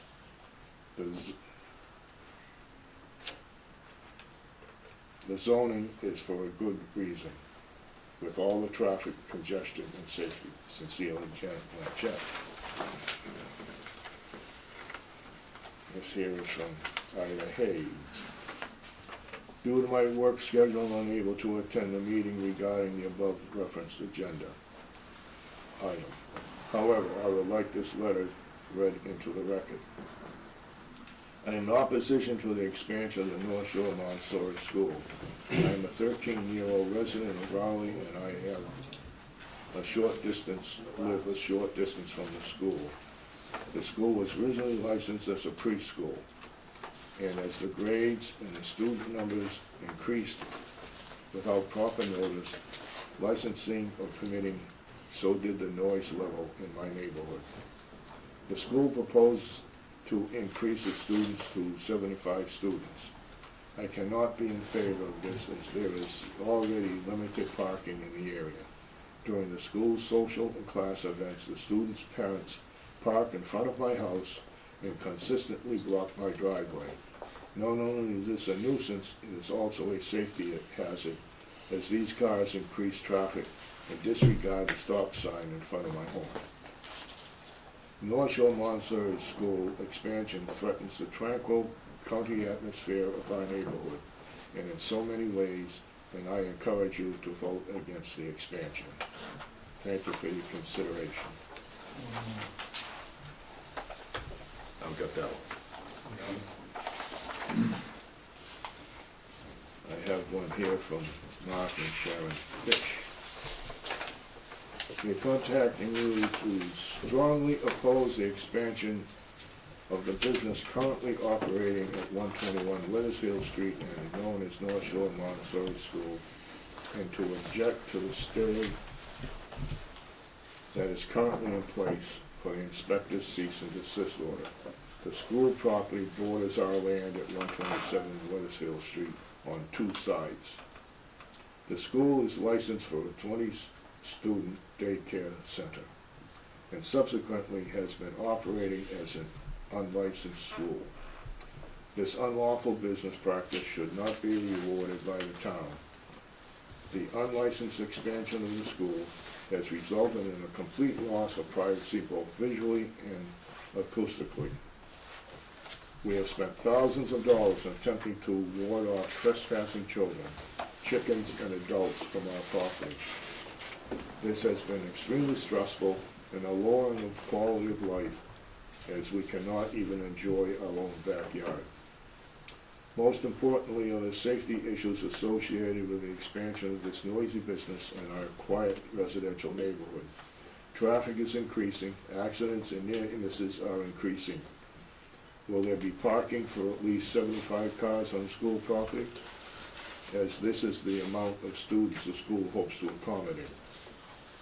School functions during the week as well as weekend result in clogged streets and confrontations with drivers to move their cars away from private driveways.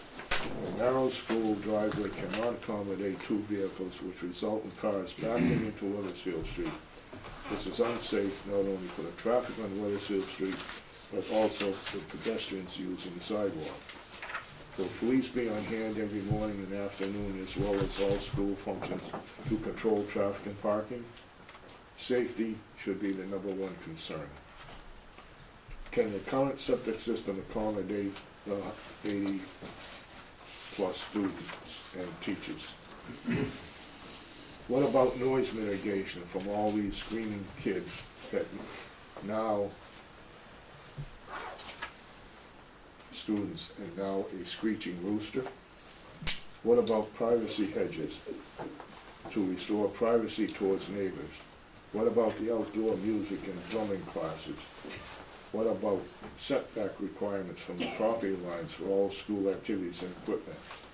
Any of these conducive to a healthy lifestyle for us? Please roll back the expansion of this intrusive business and help restore the ambience of a once quiet neighborhood, residential neighborhood. Regardless of whether the business is for profit, non-profit, or low profit, they are making a lot of money at the expense of their neighborhood. And that is from Mark and Sharon Fish.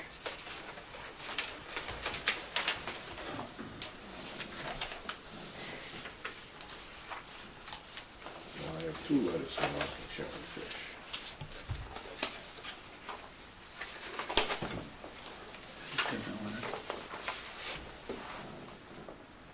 No, I think it's the same one. Yeah, it is the same letter. No, it's the same letter. Yeah. It's 2 Yeah, copies. then you've got one from their attorneys, Yes. the next.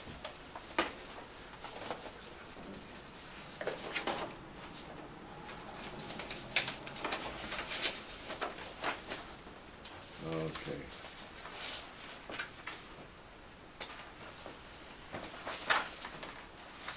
And then I have a letter here from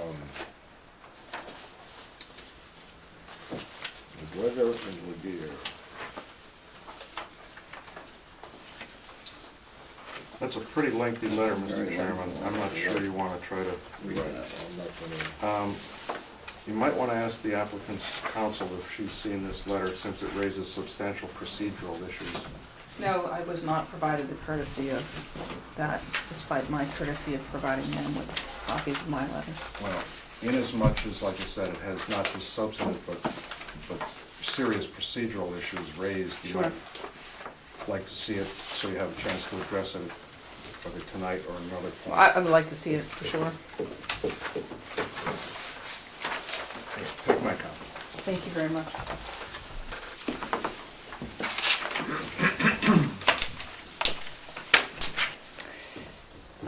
Oh, Mr. Chair, if I could, this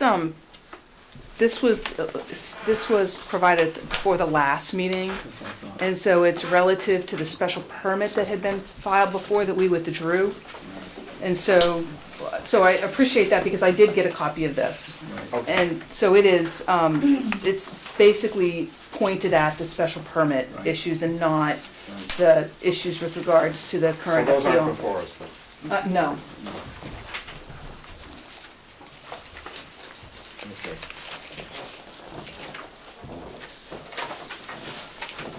Any other letters? Okay, we have a lot of people here. I'd like to hear from those of you who want to see the school. What have you got to say? Anybody in favor is what he... Anybody in Favor. favor? And those, Should I stand? Introduce myself? My name's Dan Wellahan, and my two children attend the school. Where do you live? Sorry, I live in Newbury, Massachusetts. My two children attend the school. I'm also a teacher myself in Raleigh over at the Clark School. At that setting where you have high school students driving, you do actually need to accommodate a lot of parking because the students have their vehicles. Neither of my 9-year-olds drive themselves or park at the school, so I find the issue of parking moot. There's plenty of parking for the teachers, for the staff, and then there's room for the parents to drop off and pick up. And one of the things that happens at the school is there's a staggered start to the school day, so that the elementary students show up 15 minutes beforehand, and so they come in, and then the children's house, which is your pre-K and K students, show up 15 minutes later. And so the staggered start really alleviates the traffic congestion. I make the commute in this drive 5 days a week. And the concerns that I heard in those letters, I don't find based on the reality of my experience. I do understand that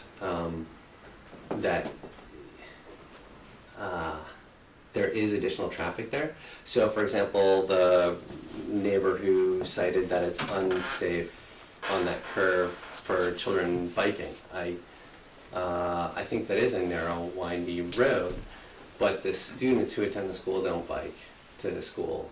Some sections of the road approaching the school from the east at least have a sidewalk. I don't know if that continues to the west on Weathersfield, but I do occasionally see children riding on that, but I don't see that the traffic is, or the hazard is exacerbated by the traffic at the school, which I think is a fraction of the overall traffic and that passes through the street. I find that the school is a fantastic nurturing setting, and knowing Margaret over the years, understand that as I see it, this looks like an oversight at one point around the permitting process, but the progression to expand the Montessori school into the elementary ages is a very natural progression that is not going to become a monstrous high school with 102 high school students that are driving their own cars. This is a very limited progression into the elementary years. So,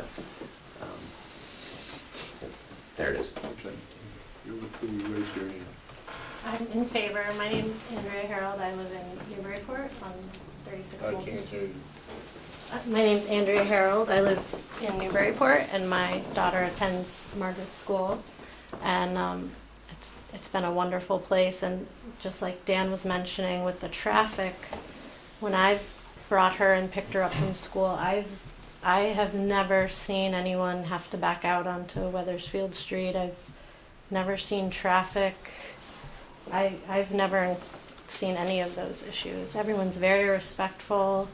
Like Dan said, the times are staggered. It never seems like, sometimes I pull up and wonder if anyone's even there. So, I mean, I haven't encountered any of those issues. A quick question to each of you. How long have your kids been students at school? This is their 3rd year. My daughter just started in September. Can I ask about after-school events or times when parents are going to be there? Yeah. Parent night kind of thing? So, yeah, a few times a year there are other events where I don't know the name of the street without a map, but 100 yards down there's a sort of a small island, traffic island, and a turn up to the right. Near Walnut Drive. Sorry? It's at the end of Walnut Drive. Walnut Drive. So I'll typically park there to get off of the traffic. So there is limited parking for special events like that, but I'll go down the road to that spot and park in that dead end, personally. Or not dead end, but the little, whatever it's, Walnut Drive.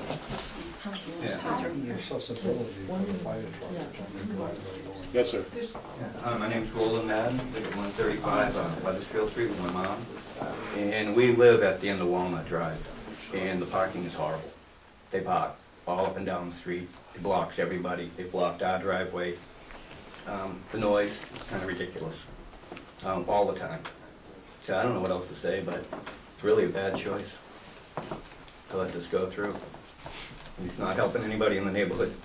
I think the screaming kids kind of drowns out probably the sand pit. What's your name? Tony Uhas, I live in Newburyport. Both my daughters go to the school. I was just making a comment about the noise. You can hear equipment and trucks and everything in the sand pit behind my mother's property. So if there's any screaming kids and everything, that drowns that out, if anything. Yeah, it's just noise on top of noise. Nothing drowns it out. It just adds to it.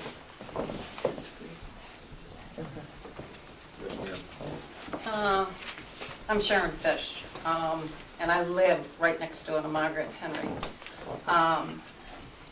There is a lot of noise. The kids are literally right up to our fence. We can't even hear music in our own backyard, so we have to turn the volume up. The safety issue is the biggest thing. I happen to be in my daughter-in-law's side of the house, because we have a duplex. Watching my grandchildren, I see this car almost come into the driveway, and because she didn't go to the school driveway, and the speed with which she came down the street was scary. There was a woman that was T-boned right in front of the school by somebody exiting the school property without stopping. There have been numerous near misses. I was driving a rental vehicle and somebody backed out of the driveway because somebody was coming down the driveway, and that person had to back up onto the street.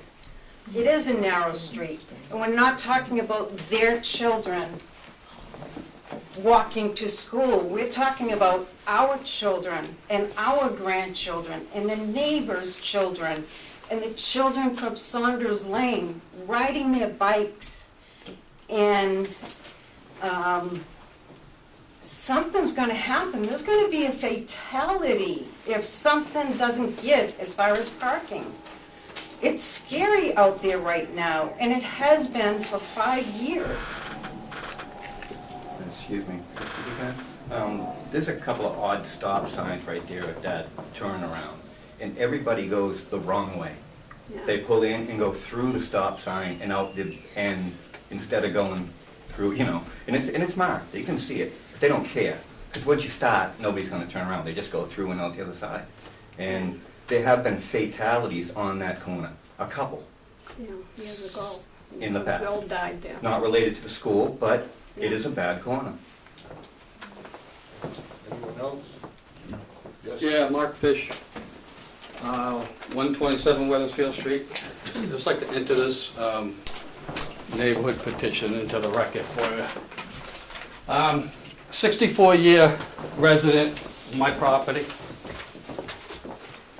Never had trouble with neighbors. I'm now living every homeowner's worst nightmare. Okay, don't want to try to overemphasize this too much. But the noise and congestion that this school is developing is going off the charts, okay? I know they're now, after the fact, attempting to mitigate things in order to get on the good side of town bullets, but for years have operated outside of the town boards, and the town should not recognize this or reward this bad business behavior, okay? The parking at all school events lines the street. I've had to be confrontational with people to get away from my driveway, because when we leave the driveway, we cannot see down the street. It's appalling. what we've been subjected to. Okay? That letter from Sean Dowie, he is an employee of the school. Okay? The letter that was read into the record, in favor of that, should be thrown in the trash. Okay? Because he works for her. Okay? So, I'm totally against this expansion. It should be rolled back to a 20-student daycare center and left at that. Thank you. I'll just read this. Petition to stop the expansion of North Shore Montessori Daycare. Petition summary and background. The town of Raleigh issued a license for the North Shore Montessori to operate a daycare up to age 7. They've been operating an elementary school for grades 1 through 3 for the past 5 years without a license to do so. They are looking to expand the school to include grades 4 through 6, doubling the enrollment and approximately 75 children. This has the potential to impact our quiet neighborhood with noise, traffic, parking, and safety issues. We, the undersigned, are concerned citizens who urge our leaders to act now to not allow the expansion of the North Shore Montessori School Daycare Center, located at 121 Weathersfield Street, to be operated as a Montessori school grades 1 through 6. And there's 1, 2, 3, 4, 5, 6, 7, 8, 9, 10, 11, 12, 13, 14, 15 different people, including the Fishers.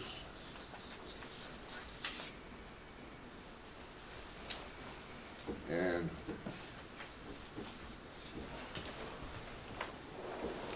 they're all from Weathersfield Street and Walnut Drive. One's from West Ox Pasture Lane, and one from Lassard Terrace, which is just around the corner.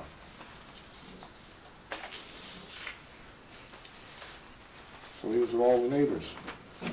Mr. Fisher, follow-up. I had one other thing. People speaking in favor of the school here, I noticed they're all not Stand up. speaking, all this people speaking here on behalf of the school are not Raleigh residents. They're not abutters. It's not about their children that we're worried about. Yes, their children are the ones that are making the noise. I understand that. But the safety factor is our children, not their children walking on the sidewalk. It's ours going to Pine Grove and back. That's why I asked Okay? where they live. And to the good attorney's point about the only question before the board about, well, this is a non-profit now, so it's exempt from the board. Only question before the board, that's irrelevant, is the safety issues here. Not whether it's a profit, non-profit, or any other kind of profit. Only one issue is the safety issue, okay? We don't want to have to deal with this for the next 20 years. Thank you very much. Hi, Yes. I'm Margaret Fish. I live at 127 Weathersfield. I actually have 2 little boys that live right next to this school, and I'm a stay-at-home mom. I'm home all day long. I actually see the traffic, I see the cars, I see the people whipping down her driveway. They do not even stop. They gradually slow down and they pull right onto the street. I've seen multiple almost accidents. I have a major concern for when my boys go to school and they ride the bike eventually when they get old enough. There's a huge concern for me that they are not safe.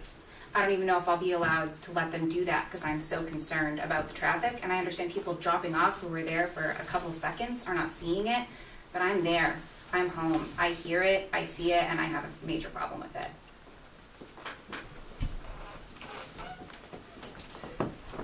Okay. Yes. Mr. Chair, I'd like to just correct a couple of things because I'm not sure where the information came from, and I just think the board should have the information. A couple of people have talked about expanding to 75 students. I don't know where that came from. The school has 42 students. We're not here for an expansion. We're here to overturn a cease and desist order relative to the above 7-year-olds right now, but I don't know where the 75 came from. And there's Well, no I think it's present intention may to. be projected. Wait, Okay, well, she continues to go to 4, 5, 6.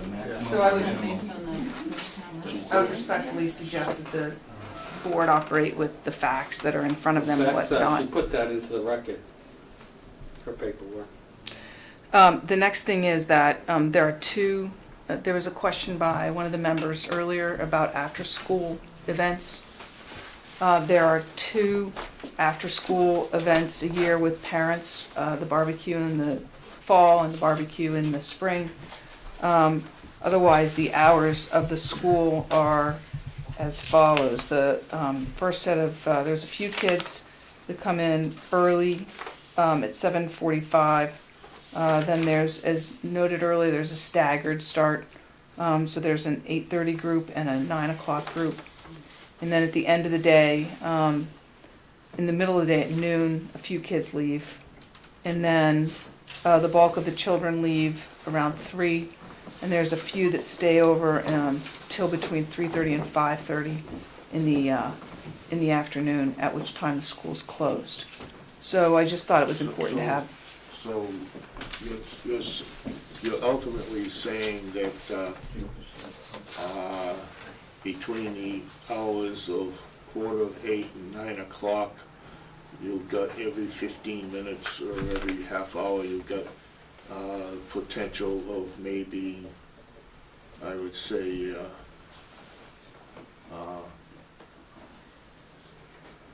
6 to 7 cars every hour coming in and out. Well, I didn't do a traffic study, so I don't know what the exact trip data is. I know what the student's start time is and late. So there's a group of cars that arrive. I'm just saying is, if she's got 42 kids coming to school, coming in there, you've got the potential of having 42 vehicles coming in and out of there. So, Mr. Chair, if I could just go back to the beginning, and I certainly hear the comments from everybody, but the law is, both in the zoning bylaw in the town of Rowley and under Chapter 40A, Section 3, that nonprofit educational institutions are allowed by right in every district. I would suggest to you that if there are concerns about parking, I've heard that. I think there's a debate about whether or not your zoning bylaw requires a site plan review, which would be considered a reasonable regulation under Chapter 40A, Section 3.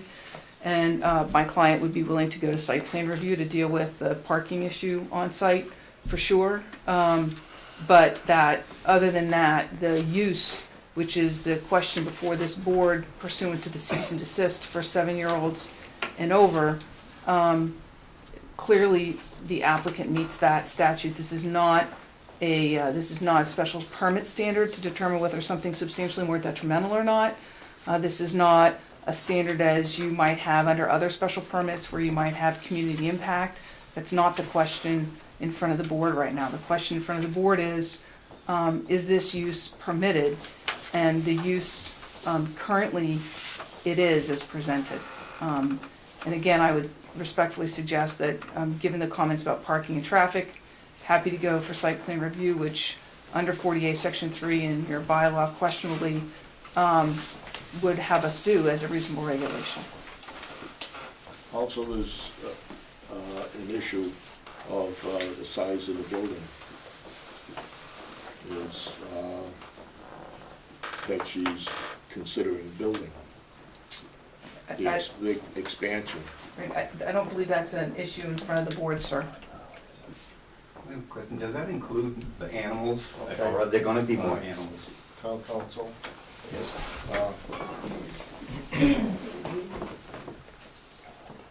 Are we in a position where we should turn this over to the planning board? At the time that the building inspector issued his cease and desist, he acted properly because at that time, the entity that was operating the school was not a nonprofit educational corporation. I agree with Attorney Mead that the determination as to whether this is a qualifying organization is satisfied by looking at the Articles of Organization. And the school has remedied the problem that was identified by the building inspector by amending its articles of organization to become a nonprofit educational corporation. I feel very strongly that under section 4.8.1D of our zoning bylaws, even a nonprofit educational corporation such as this must, if your board determines it appropriate, go to the planning board for site plan review because of the need for new or additional off-street parking. So, yes, I believe that your board definitely does have the authority to require a site plan review by the planning board on account of the parking issues you've heard about. Okay. All right. Should that be done before we rule on? I should think so. Yes. Okay. Okay.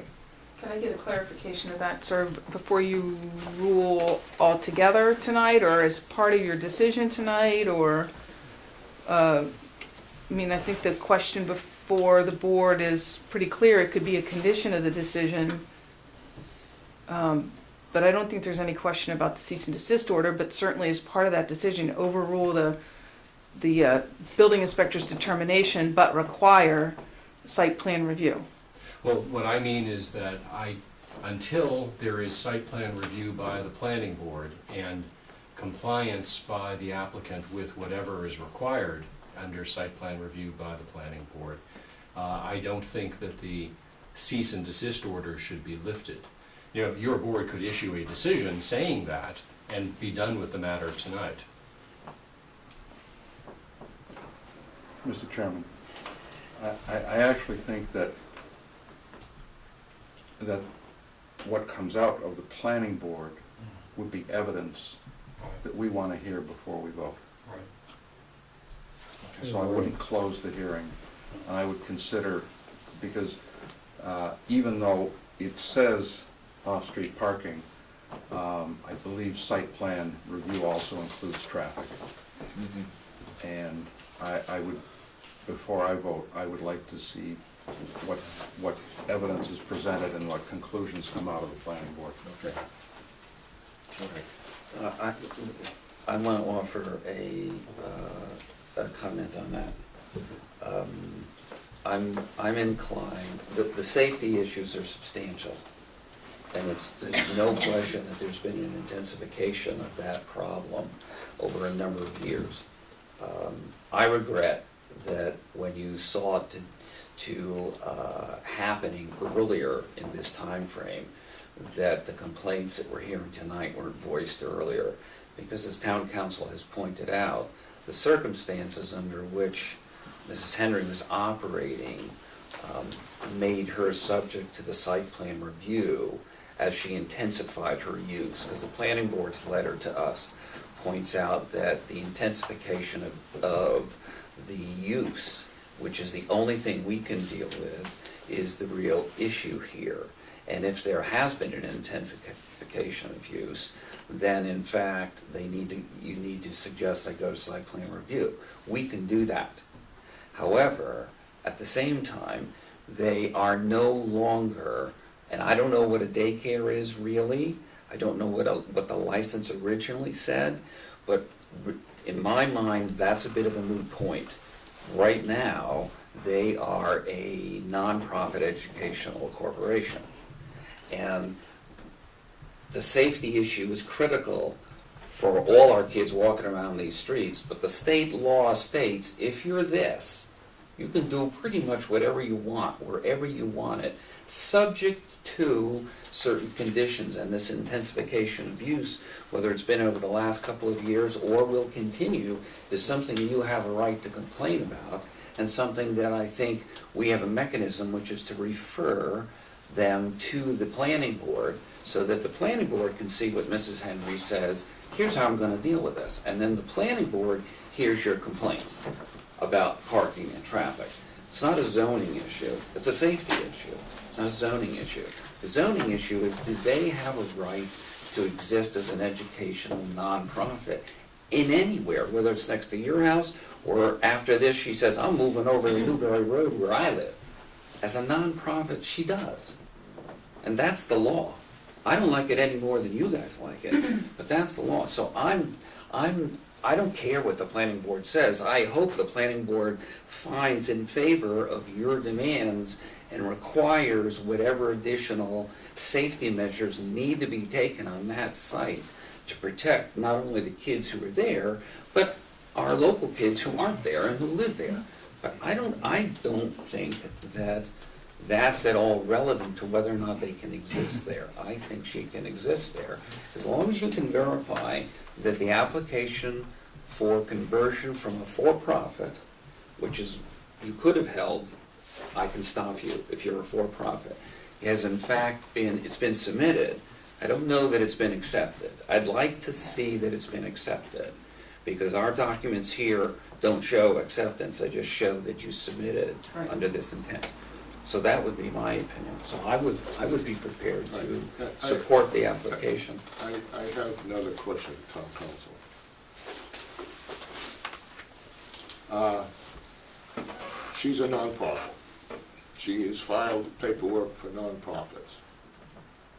She is leasing, her nonprofit is leasing the property at 121 Wethersfield Street.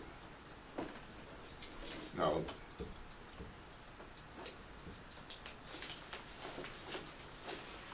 does a nonprofit have to own the property? No. It's clear both under the statute and under our bylaw that a lease suffices. Okay. Mr. Chairman, just, could I very quickly respond to Tom? Under our bylaw, a nonprofit for educational purposes is allowed, provided a site plan has been approved. The site plan is a precondition to allowing a nonprofit to use it, so they're not separated. Okay. Okay.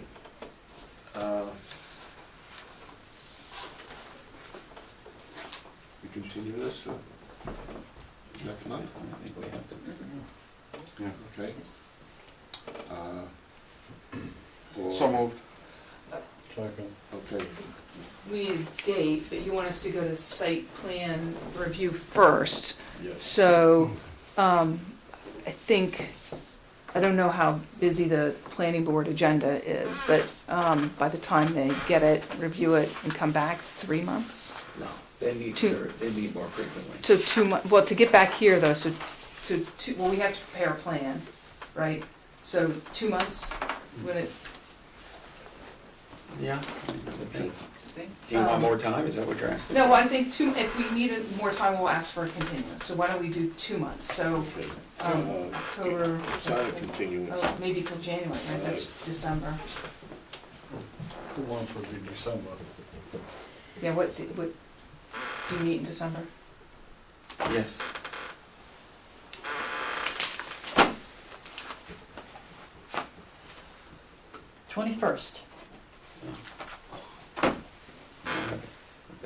Somebody's got a hand up. Can I get clarification? Does Yeah, that mean she can still operate her school? Yes, Okay. it does. However, when... Under grade 3, right? No, the appeal stays the enforcement. Right.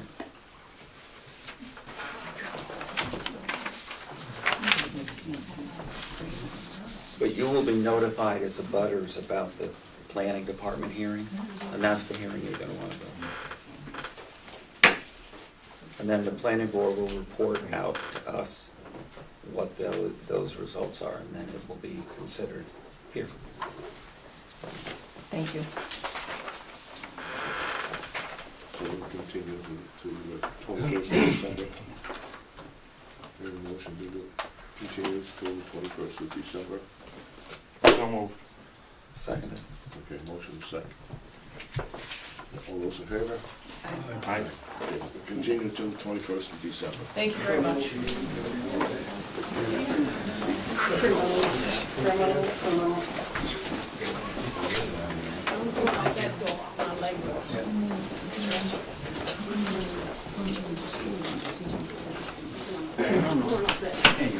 Yeah. I've set in It sits at the, Once they peel it and then if they appeal the cease and desist, it sits there. It's like when we issue a decision. Along the way, yes, I'm so they can, she can continue. She can continue. We'd like to take a recess. I will. He speaks very highly of you, Tom. Well, I remember high school. Yeah. Her husband is an old high school classmate. Thanks very much. Are you leaving? Did you want me for something else? Yes.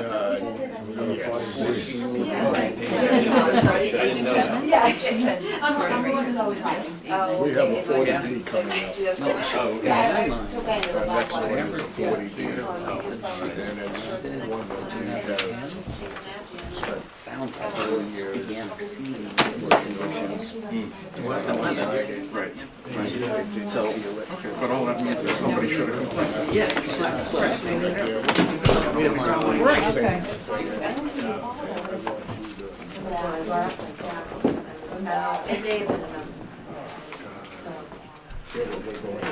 Okay. I'll stay then. Oh, sure. I know nothing about it, so rather than speak about it. I wasn't sure what you were trying to say. I don't think we do more than My son was familiar with the subject. No, I'm with the law, I'm not with the subject. He waited. Your kids are young enough.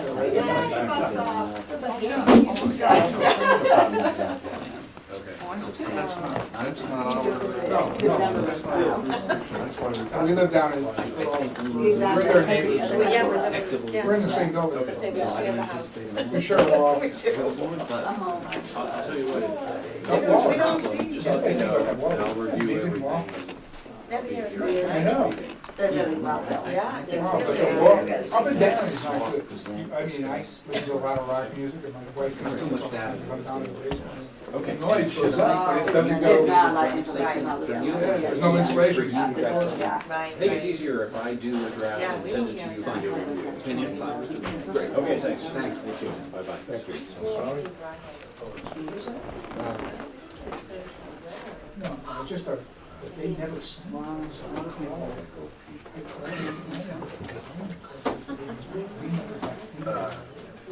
Well, this full bladder. She's got it shut off. Oh, it's shut off? Oh, it is down. I got my sign. So a couple kind of. It's been a while since we Zoning board, I said, long time. I know. Because I'm on the. It's been a long night. You know what, something better. I did, and I said, Yeah, but we've disposed of two. So that means another four. I'm gonna see what. We're just kind of curious as to John, good, John, how are you? Fine, thanks. Very good. Very good. I think. Yeah.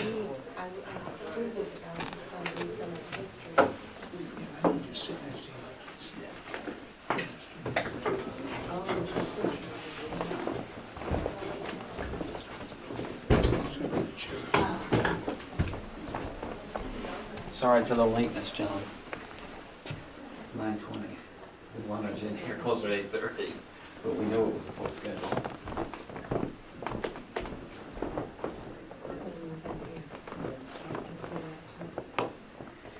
This is what happens to our neighbors.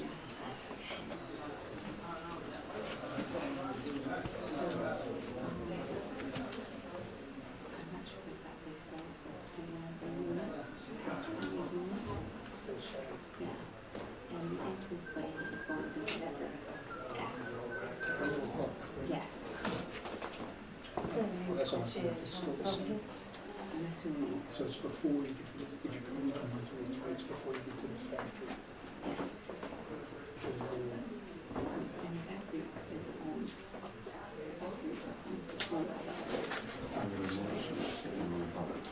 Oh, you are?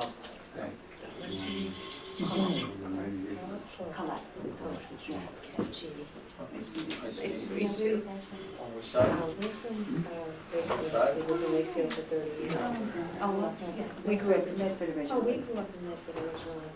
And Yeah. I lived on Central Avenue. And You're on the other side of the stream, Tom. But we were on Medford. This is the stream. So I No, was on stream- No, the Pittsburgh, stream's up top. kind of near like the Right Stone there. Line. Right There you go, And yeah, we were yeah, opening yeah. them, so they- near the 98. skating rink down in there. And then, yeah. And then, grandparents, my friend, lived near the new high school. So I went up the. One of these days, if we get to the other side of the stream, There's been 3 we'll waves have of access. customers. You guys probably. Sure. Thanks. Ritter is, yeah, that's exactly right. Yeah, right in there, right where your finger is, yeah, right in there. That doesn't involve that. He was a boy, he was in the church security, but then he was also in Kiwanis. Was that the gentleman that walked around? I don't think so. Just have a vision. My father was a Medford school teacher. Yeah, father was. Oh my, yeah, he was my grandfather. Bigger than my, Well, he died in 1970. oh no, he was my grandfather. Oh, Pablo, My father passed away, but. Joe. Yeah, my great grandfather just passed away in 93. Oh, they made Yeah, yeah, they would go to each other. We'll, yeah. My sister had Mr. The boy, yeah. So funny. And then my father, on the body. Sit there long. Blame you. Right in the square. So my maiden name is Ferragudo. My next name is Ferragudo. We worked before 1950. We were both Medford House, Medford School. And then, As long as I don't have to read. no. Yeah. Wow, that's so funny. But you, I remember, aunt, both of you guys, you know, when you have found a lot. Andrea, very good.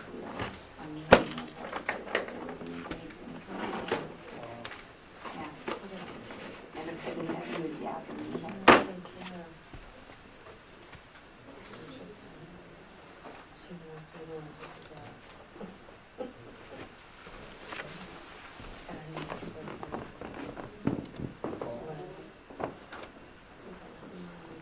I'm always running. Yeah. My dogs always say that when they get They out. do.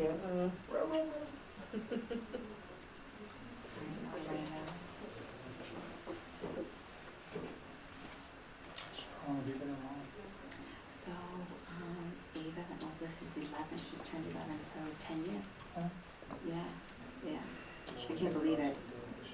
So you guys did a bunch of tree work, Yes, because of caterpillars. I think my son, he's got like, right on his edge of his property. And there's more. I read. This is the whole town. You Go on, 1 you see, exactly, I was just gonna say, you come down 133, It's it's just crazy. devastation. Yeah. Yeah, all the side trees and everything, and that tree in the middle is, we were holding on to it, but, and we have a. Who did you work? The tree, just he is the, father of one of Amy's friends. Does he do trees? Mm-hmm. Is he reasonable? Mm-hmm. Yeah. Because he's trying to. Yeah, definitely. And then it was really a side job, Yeah, and he could, they'll go down pretty easy where John has them because there's room to bring. There's room to bring it down, yeah. That's always the issue. Yeah, no, definitely. And it was getting to the point too, some of the storms, like my girls grew up on the hill on the side, you know, and play and stuff. And those are coming down. yeah. That was a combination of this, there's having those darn inner lots. Mm-hmm. And then you got the drought. So Yeah. And I think the combination would have killed a lot of the trees. The government took my house and then they'll come back and I'm like, those things are not coming back. Not the ones you took down, but the other Some of the ones. others, maybe. I know, Oh, wonderful. Thank You can come back this year. no, so I'm cold, always cold. Oh. So that's fine, no deal. What's it? Bob's old Yeah, school. this is sitting still somewhere. Always. Cutting it short. No worries. Okay, so there. Yeah, sure, if you guys don't. Thank you very much. We got the whole wave that was here before. Excellent, thank you.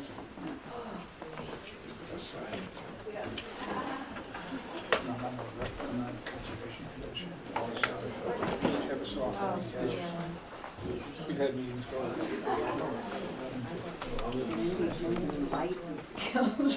Well, I think it's hard too, it's like I listened to this last one, I was listening. Sometimes people. Oh, this just came to us. What this board is doing. Yeah, it's extra. Extra.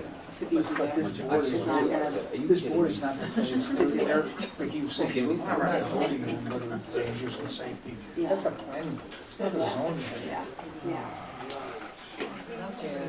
A lot of times they're going to miss here. As I listen to this, it says, hey, like the one says, yeah, I totally agree with this. In a residential. It doesn't seem right, however, it's the law. Yeah. First, I looked at mine today, and I saw I had that too. Then I looked at this. This is a draft of Wilson. There's an updated version. So you looked at Wilmington? Yeah, so, 62 here, yeah, so, Wilmington line. Yeah. But that's, I went to, No, he want to submit it. basically, I moved it out. With his application? With his application. My whole life, you know, I looked so. at it, I said, Jesus, this is 3 years newer than mine. so as you go up there on. I think this is 213. I mean, I the thought last it was update. right on it, and I 62. joined in 2016. You head up toward Wilmington. You got it, Route 3, yeah, Here's that here's area. what I'm talking Yeah, about. go ahead. Uses We permitted. live in Lexington. Land construction day.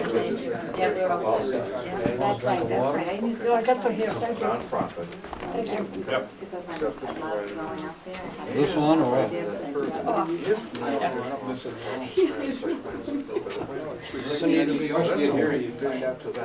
Somebody opened it because it was hot. It's just so congested. Are they gone? It's gotten worse. It was 64. They gotta read it. I mean, People know it. after I read it 6 times. No, no, no. I used to talk here all the time. My wife worked at. Yeah, it was, well, yeah. You're wondering where the draft was coming from? No, we just opened it. For air. At least it's. At least it was down. She's freezing.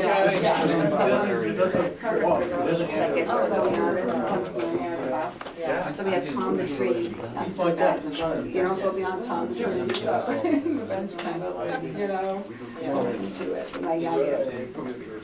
That's awesome. Oh, from Montrose. It's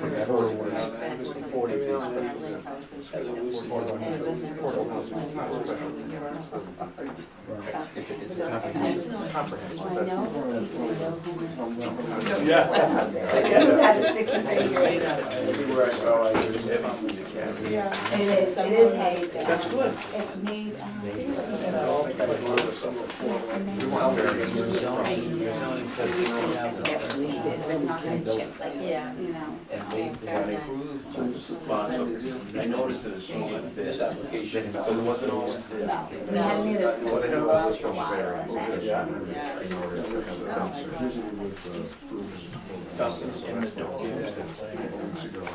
Yeah.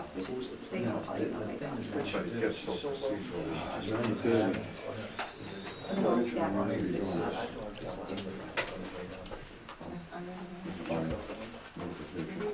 This is substantial.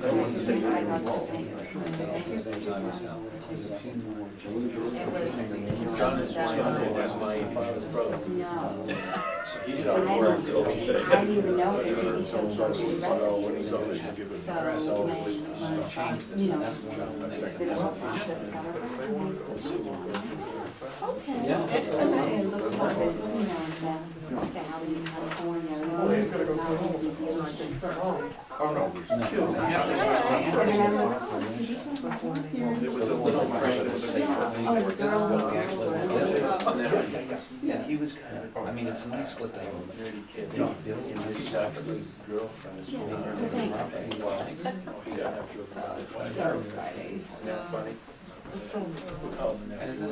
We always say nephew by marriage is a nephew, but it's really not. I tried to explain that to my nieces, not really my niece. How far before it starts?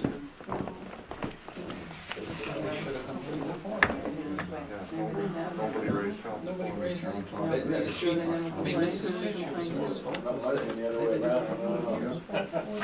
Watching it like, Why should the baby go? okay, 3 years ago. That she couldn't stop them in their tracks then. And they wouldn't have the sound. I mean, if None of this is on none of this is on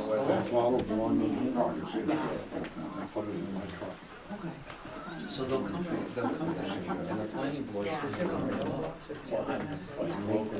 I'm sure that's going to cost money, but it's going to have to think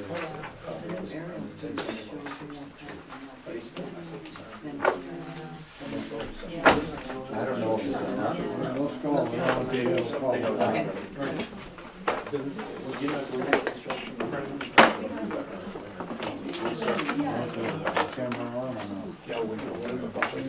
Lisa. Yeah.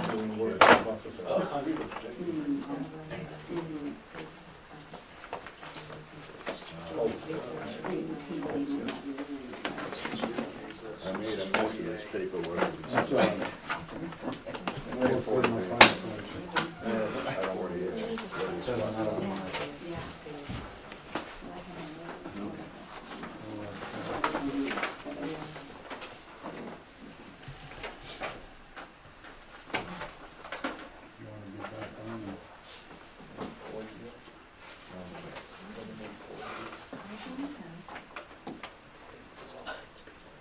Where is? Everything's in here.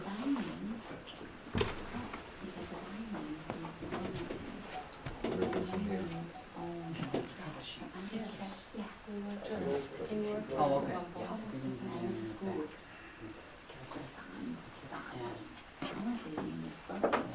What was it?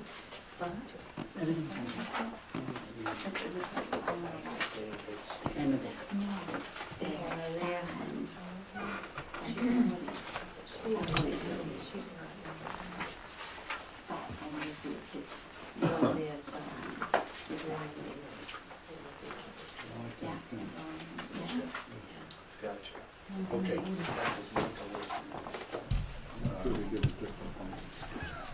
All right.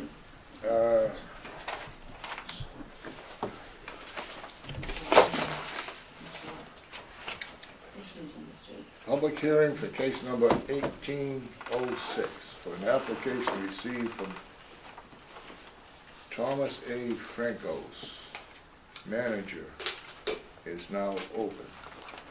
This public hearing will proceed in orderly fashion. I ask the cooperation of the following procedure. Everyone present will be given an opportunity to be heard after the application is presented and the board members have asked questions. This hearing is being videoed and audio taped. Therefore, when you address the board, begin by stating your name and address. Speak slowly, audibly, and clearly. Only one person will be allowed to speak at a time. The purpose of this hearing is for the board to hear and consider the pertinent facts relating to the application and to approve the conditions of denial. Before hearing from the public, the applicant will be allowed to present their case, and then the board members shall ask questions or comment. Does any member of the board have any conflict of interest on this case? No. No. All right. Public notice for this application was posted at Town Hall, sent to a certified list of parties of interest, and was published in the Town Common on October 4th, 2017, and October 11th, 2017, and reads as follows. Case number 1806. A public hearing will be held at the Town Hall Annex, 39 Central Street, on Thursday, October 19th, 2017 at 8:30 p.m. to act on an application received September 25th, 2017 from Thomas A. Franco's manager. The applicant is seeking a comprehensive permit under Mass General Laws, Chapter 40B, to build 20 units. The property is located on Daniels Road in the outlying district shown as Assessors Map 9, Block 23, and at the public hearing, members of the public may ask questions and present evidence that support either their approval or denial of this application. All right, now I gotta read the...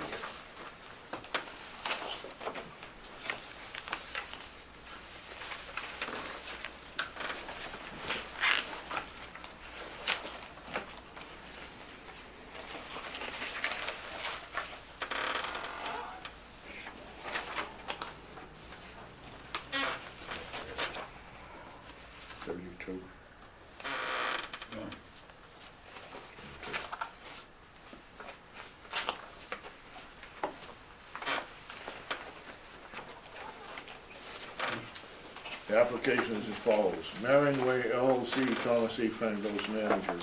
3 Electronics Drive, Danvers, Mass. 01923. The ownership is, the name and address of the owner is the Thompson Desjardins Trust.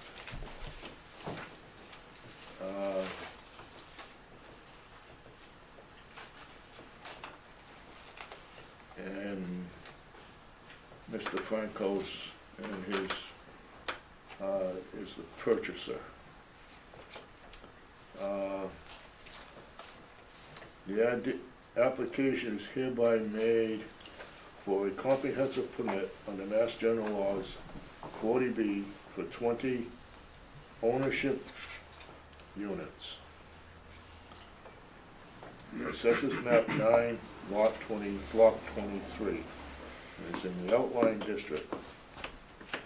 And there's no overlay district involved. The deed is recorded in Essex Registry of Deeds, South District, and book number 13094, page 271. Has a previous variance or special permit or other zoning relief ever been requested? And the answer is yes. Description of proposed work and the use to construct a street, Marion Way, and build 20 3-bedroom housing units on 10 lots. The reason for this application, to be constructed on the provisions of Chapter 40B, or land can't be subdivided under planning board rules. And this is signed by Mr. Francos and as the applicant, and signature of the owner, Bruce Tompkins.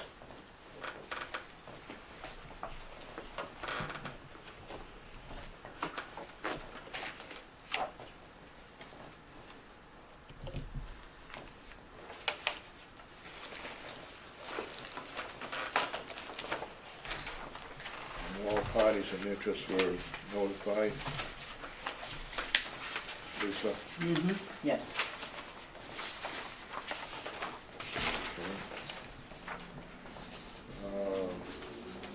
License permit clearance form has been signed by Treasury Department, the Light Department, Water Department.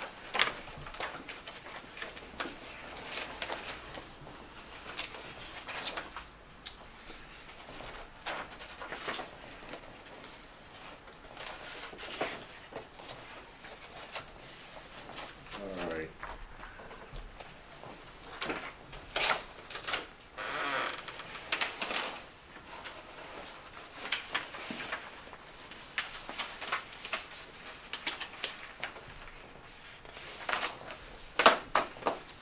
Okay. Your attorney is here.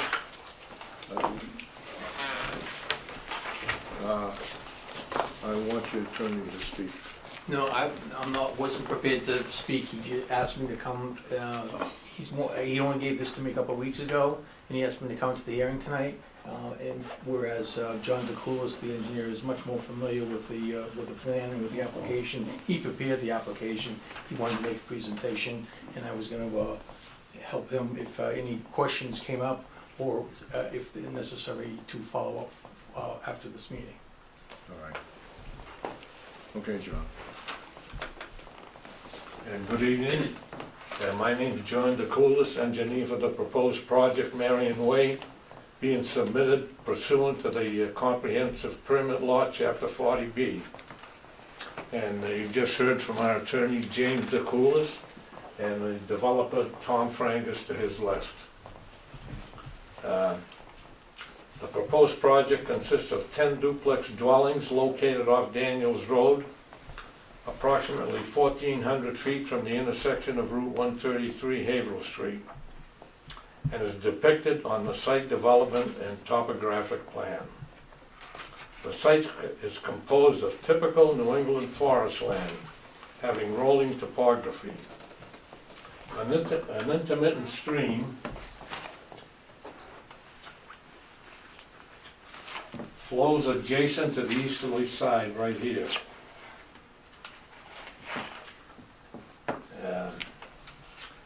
And turns in a northerly direction at the end of the site, discharges into a pond of approximately 5.5 acres. This pond is usually dry during the late summer months. There are no wetlands on the site. While access is at a curve on Daniels Road, site distance is greater than 350 feet are provided in both directions, allowing safe egress from the project in almost a straight line to Haverhill Street, Route 133. A Knowles Woods Road traverses the property that was used to access the backlands across the pond to harvest firewood.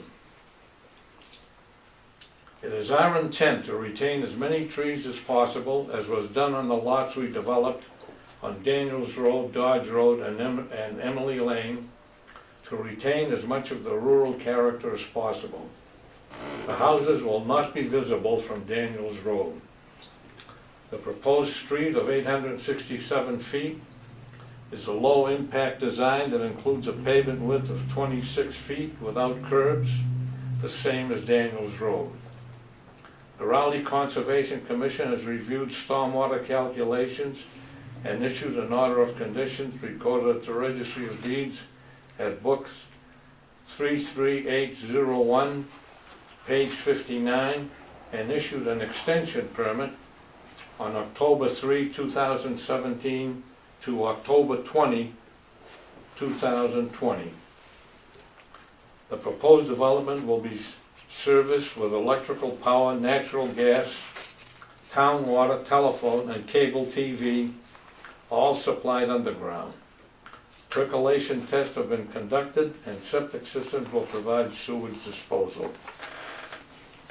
And I'll be glad to answer any questions. Okay.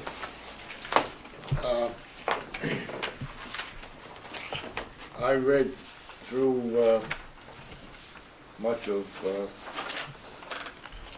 this, and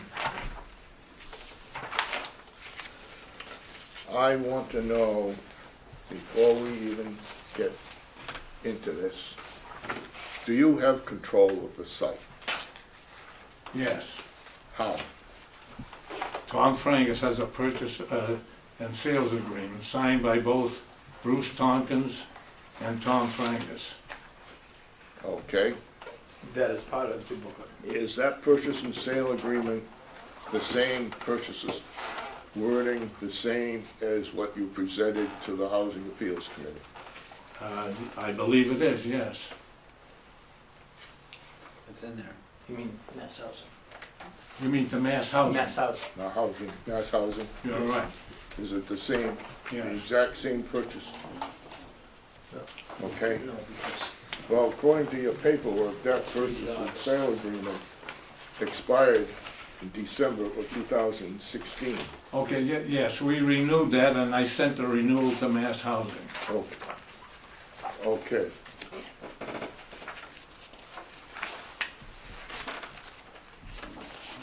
But they issued a letter based on your previous purchase and sale agreement, Right. right? I'd like to see that original purchase and sale agreement. I can get that for you. I don't have it with me, but I certainly can get it for you. Okay, I'd like to see it. Okay. I don't have it with me, but I can supply that to you. Okay.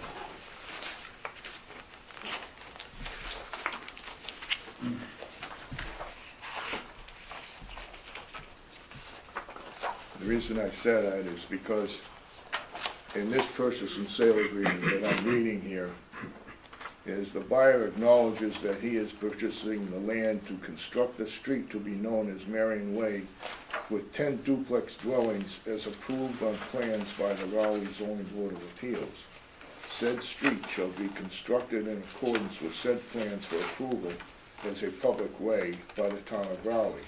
The buyer shall execute a deed to the town of Raleigh for Marion Way to be recorded at the Registry of Deeds, together with the acceptance plan.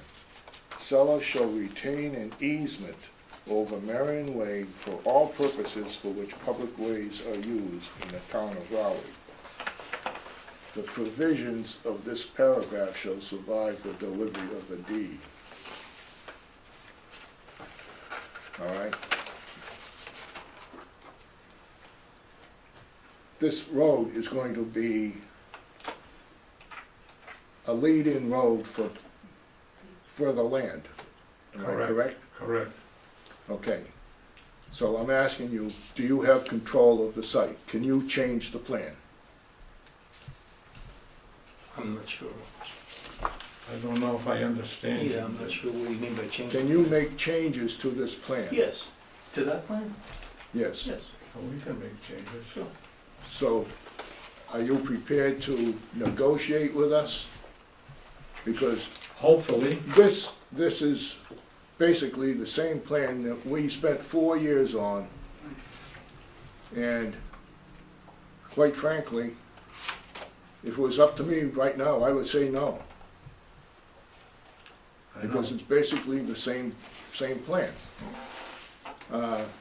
You've gone ahead and gotten permission to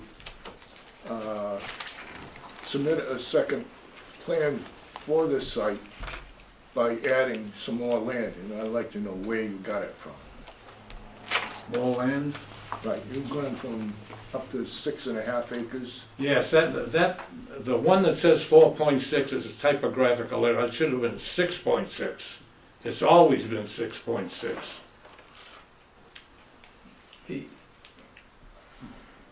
Okay. Okay. That refers to a plan, the purchase and sale agreement refers to a plan which I have here of March 3, 2015. That was always the plan, and that area was always 6.6 acres. There was a calculation of the building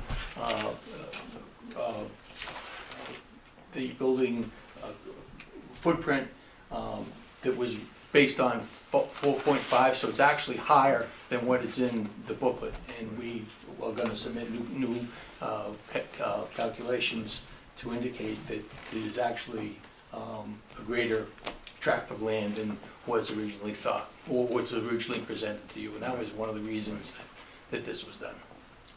Right.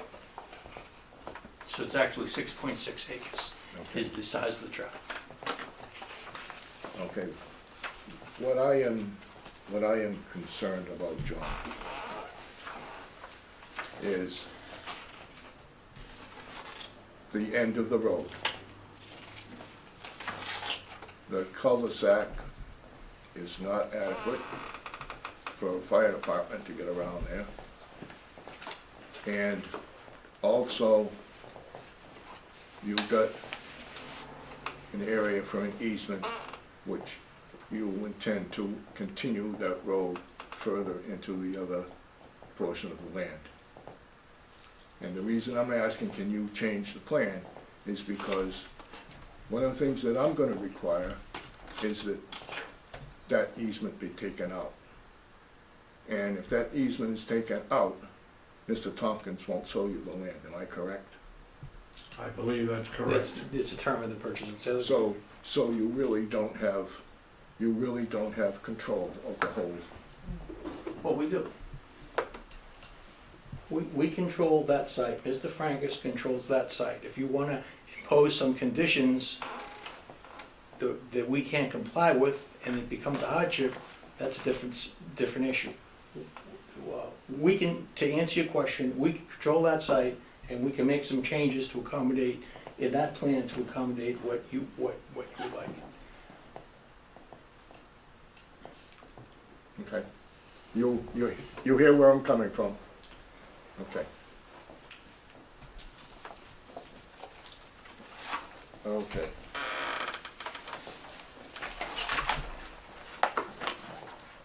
You've made your presentation. I am going to have some letters here that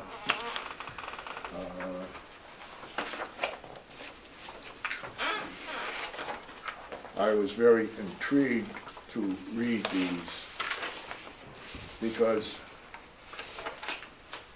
we've had a change in the fire department, we've had a change in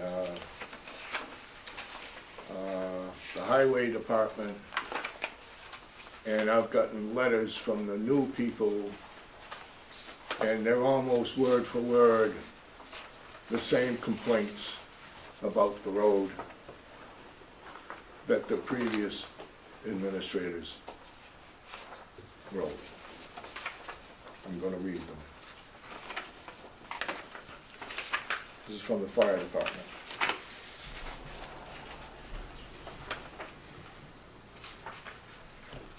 Proposed plan for Marion Way subdivision application 1806. Dear board members, the Raleigh Fire Department is in receipt of the recent proposal plan for the above-mentioned subdivision, which differs very little from the previous subdivision of 2012. The concerns of the fire department have not changed from the previous plan. However, the changes that are evident create further concerns. While the proposed paved roadway has been increased from 22 feet to 26 feet, there has been nothing done to ease the concern of on-street parking, narrowing the width of the road to make it difficult to have a truck navigate the road safely. This concern is heightened during the winter months as it pertains to snow accumulation, especially in a winter that would be similar to the winters of 2011 and 2015. The department is still not sold on the adequacy of the hammerhead turnaround proposed at the end of the road, and its initial concerns are still relevant. The turning of fire apparatus will be extremely difficult. Another issue is that the department still has, if the location of the 4 driveways located in one leg of the hammerhead, which could create an issue with cars blocking the apparatus turning around. Since the previous submission, the fire codes of the Commonwealth have changed. In January of 2015, the Commonwealth has adopted National Fire Protection Association Standard 1 as the fire code. In Chapter 18 of that standard, the specifications of fire department access roads are discussed.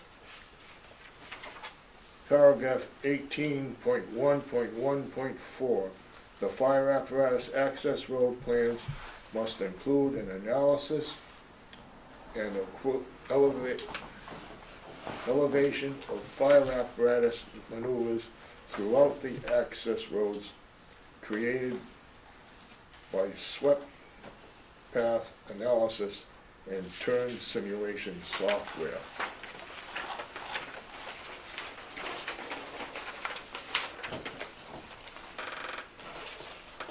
B, 18.1.1.5. The fire access plans shall bear the seal and signature of the responsible registered professional engineer. C, 18.2.3.4.1.1 states that all fire department access roads shall have an unobstructed width of 20 feet. D. 18.2.3.4.1.2 states that fire department access roads shall have an unobstructed vertical clearance of not less than 13 feet 6 inches. E. 18.2.3.4.2 states fire department access roads shall be designated and maintained to support the loads of fire apparatus and shall be provided with an all-weather driving surface. F. 18.2.3.4.4 states that all dead-end fire department access roads in excess of 150 feet in length shall be provided with approved provisions for the fire apparatus to turn around. The common driveway as proposed for lots 6 does not meet these specifications. 5. For the location of the fire hydrants, while the general locations are acceptable, their location has changed to the opposite side of the road than what was previously proposed. What is the reasoning for this? As it would be more advantageous for the fire department operations to have the hydrants on the opposite side of the street. 6. While the proposed road is shown as a dead-end road, it is their long-term plans to, let me read that again. While the proposed road is shown as a dead-end road, is there long-term plans to construct Marion Way with any other proposed subdivision that may come off of Daniels Road, Dodge Road, or Weathersfield Street? If there are long-term plans to do this, it will dramatically increase the amount of traffic turning off and on from Daniels Road onto Marion Way, which would increase the chance of a serious motor vehicle crash. The department will make itself available to the board to discuss any and all comments that the department has on this project. And this is from James Broderick, Fire Chief.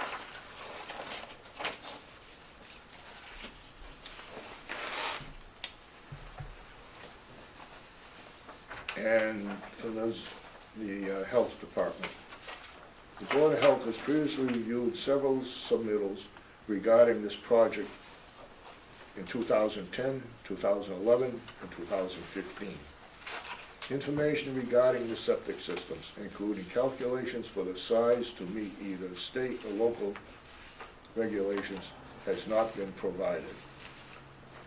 The requested waivers do not appear to have supporting documentation showing a cost to the project was searched and proved. Many just state that the project would not be feasible. Several requested waivers give opinions as reasons without evidence of support.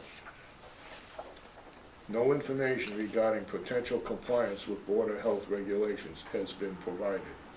No request from the applicant is representative to discuss the variances or to reach any compromises, as other similar projects have tried, has been received in the years that this application has been pending. The Board of Health may have additional questions and comments upon receipt of a septic system design in compliance with other state and local regulations.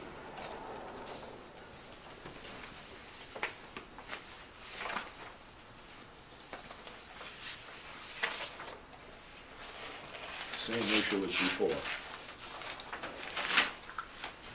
This is from the Highway Department. I've reviewed the application and plan for the proposed Marion Way project. I have the following concerns. The dead-end hammerhead design of the street should be changed to an open cul-de-sac. As currently designed, there is little, if any, space for snow storage. The intersection for the proposed development off Daniels Road is a poor location due to the current layout of Daniels Road, with two blind corners at either side of the intersections. This will create a hazard for the person or persons trying to keep the area clear of snow and ice during winter weather events. I believe the volume of traffic has increased on Daniels Road since the completion of the traffic assessment. Raleigh Country Club Estates was not completed at the time of the study. There are now 29 additional units in that direct area. This will directly impact the condition and deterioration of the roadway.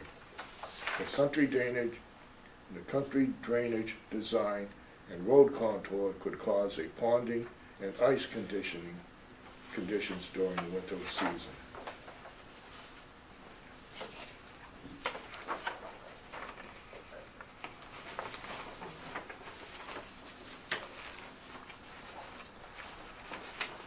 And then I have a letter here from the planning board.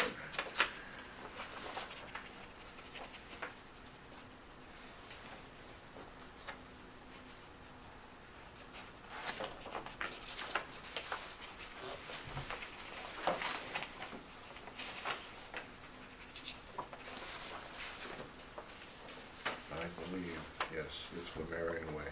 Okay. This is from Kirk Baker, the town planner.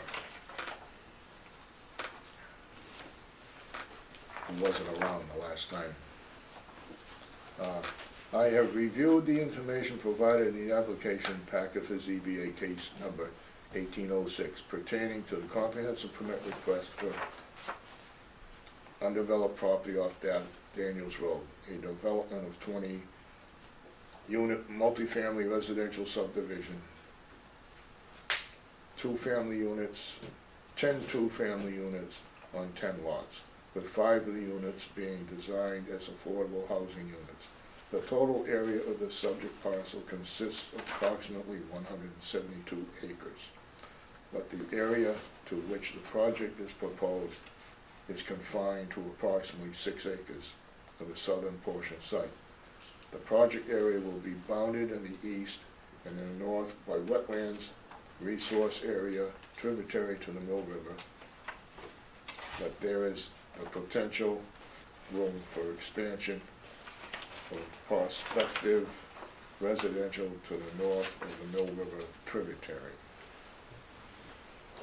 The property lies in the outlying district while the minimum lot size required is for 60,000 square feet lots, consisting of at least 150-foot frontage.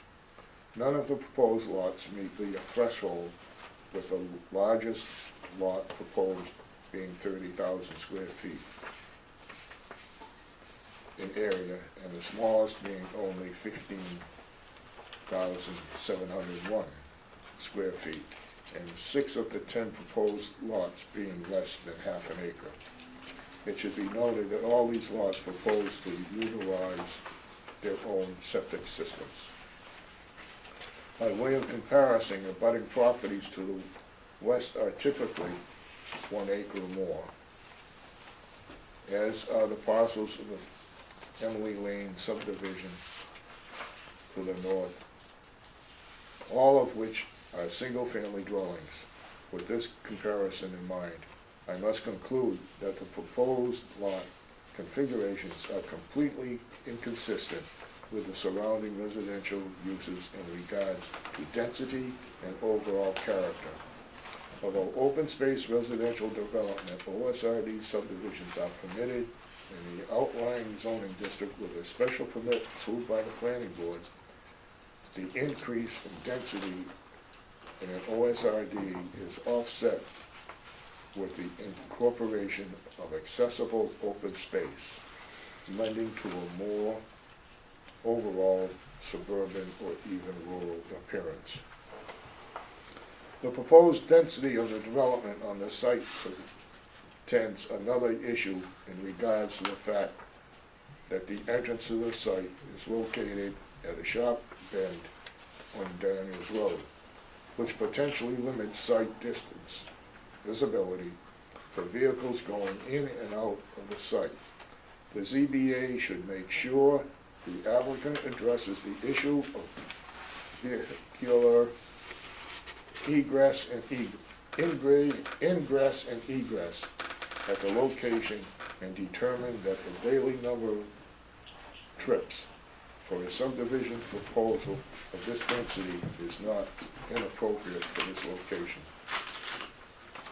The proposed cul-de-sac length also exceeds the design threshold of 500 feet, set by the planning board rules and regulations site design requirements, which is only extended by means of a waiver process only to OSRD proposals. Moreover, the applicant must demonstrate that such an extension of the cul-de-sac is beneficial to the overall design, as well as show a need to overcome topographical constraints. The waiver of the cul-de-sac length is not viewed as a sole means to obtain additional units. I would also note the following additional concerns. 1. The submitted is difficult to read, and it would be better if the applicant submitted separate sheets, plan sheets, for the topographic, drainage, utilities, layout, landscaping, and lighting. It is unclear if the roadway is intended to become a public way. Portions of the driveways appear to extend into the right-of-way, as well as does a portion of the stormwater management basin at the rear of the development. Have the applicant clarify whether the right-of-way is to be a public or private, and what will be done to regards to maintenance responsibilities for structures encroaching into common areas. The applicant has not approached the planning board to request its input regarding site layout design. I would recommend they arrange to meet with the planning board at one of the upcoming monthly meetings for an informal discussion. This is a typical procedure for the planning board prior to doing OSRD reviews.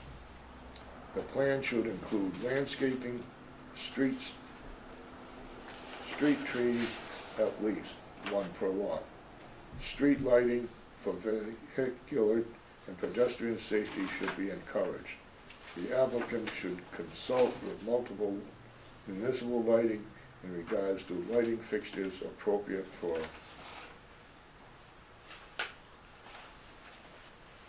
I don't know. Something's missing in the way. And then 6, the plan should depict areas set aside for snow removal. So those are the letters that we've received so far regarding. Did you read the highway department? Is that new? Can we get copies of those, Mr. Chairman? Yes, we have.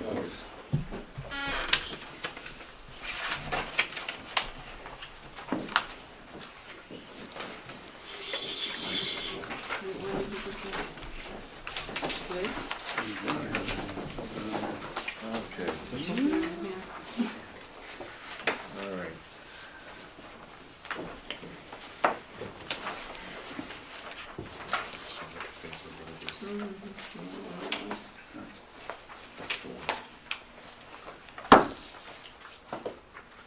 Over here. Well, I only have two minor, I have two minor extra requests. Based on our last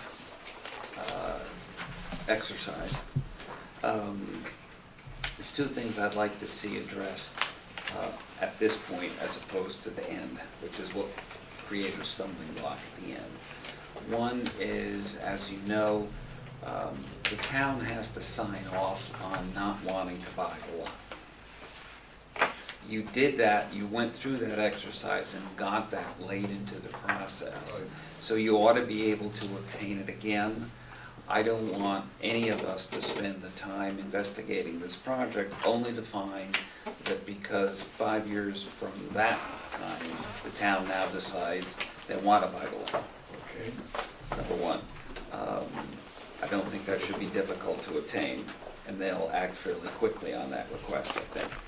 The second simply is your funding letter, which is not a funding letter, it's a expression of interest, is dated 2015. My experience with most funding letters is they have a fairly short shelf life, maybe 90 days, maybe 120 days, unless you have a special relationship with the source. I would like to have you submit something that's more current, suggesting you have access to sources. I assume it's there, but a 2-year-old letter, a lot of things happen in 2 years. That's my only upfront request.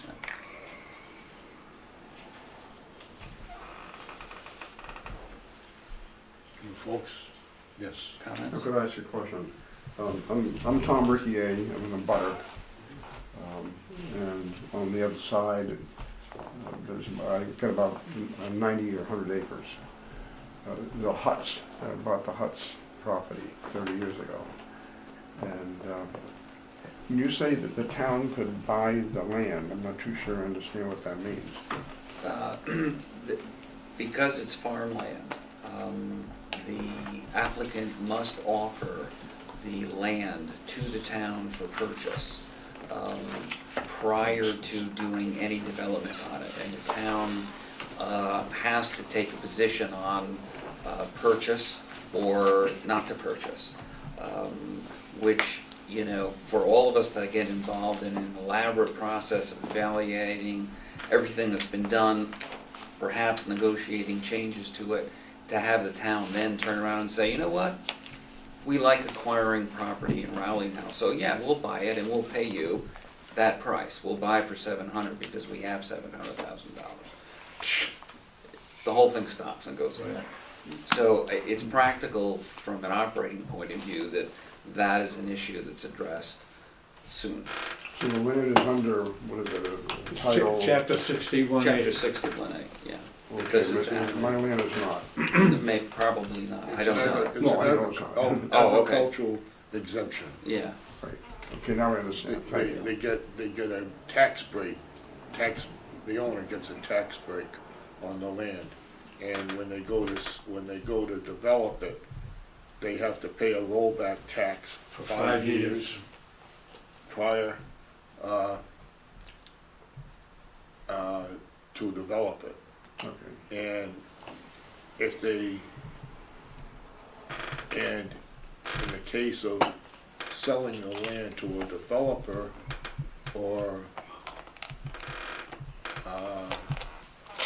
the owner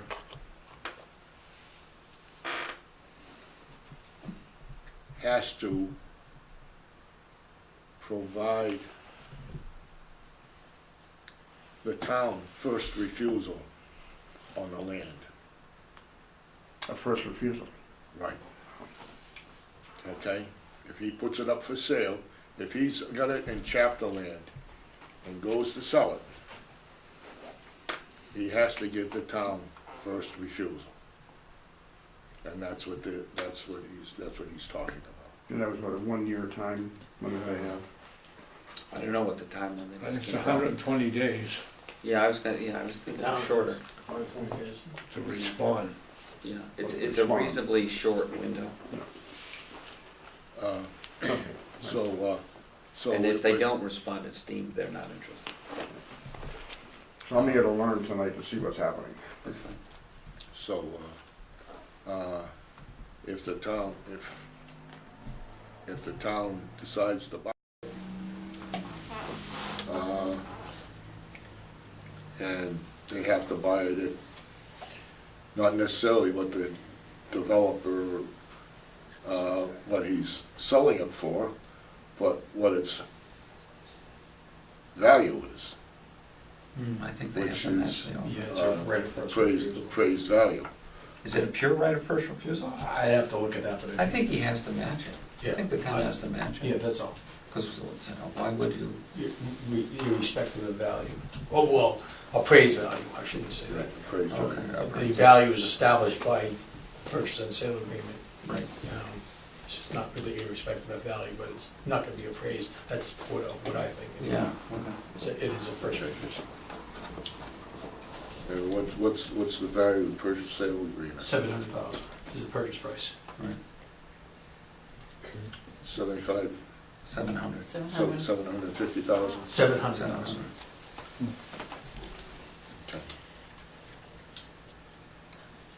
So, you folks have a question?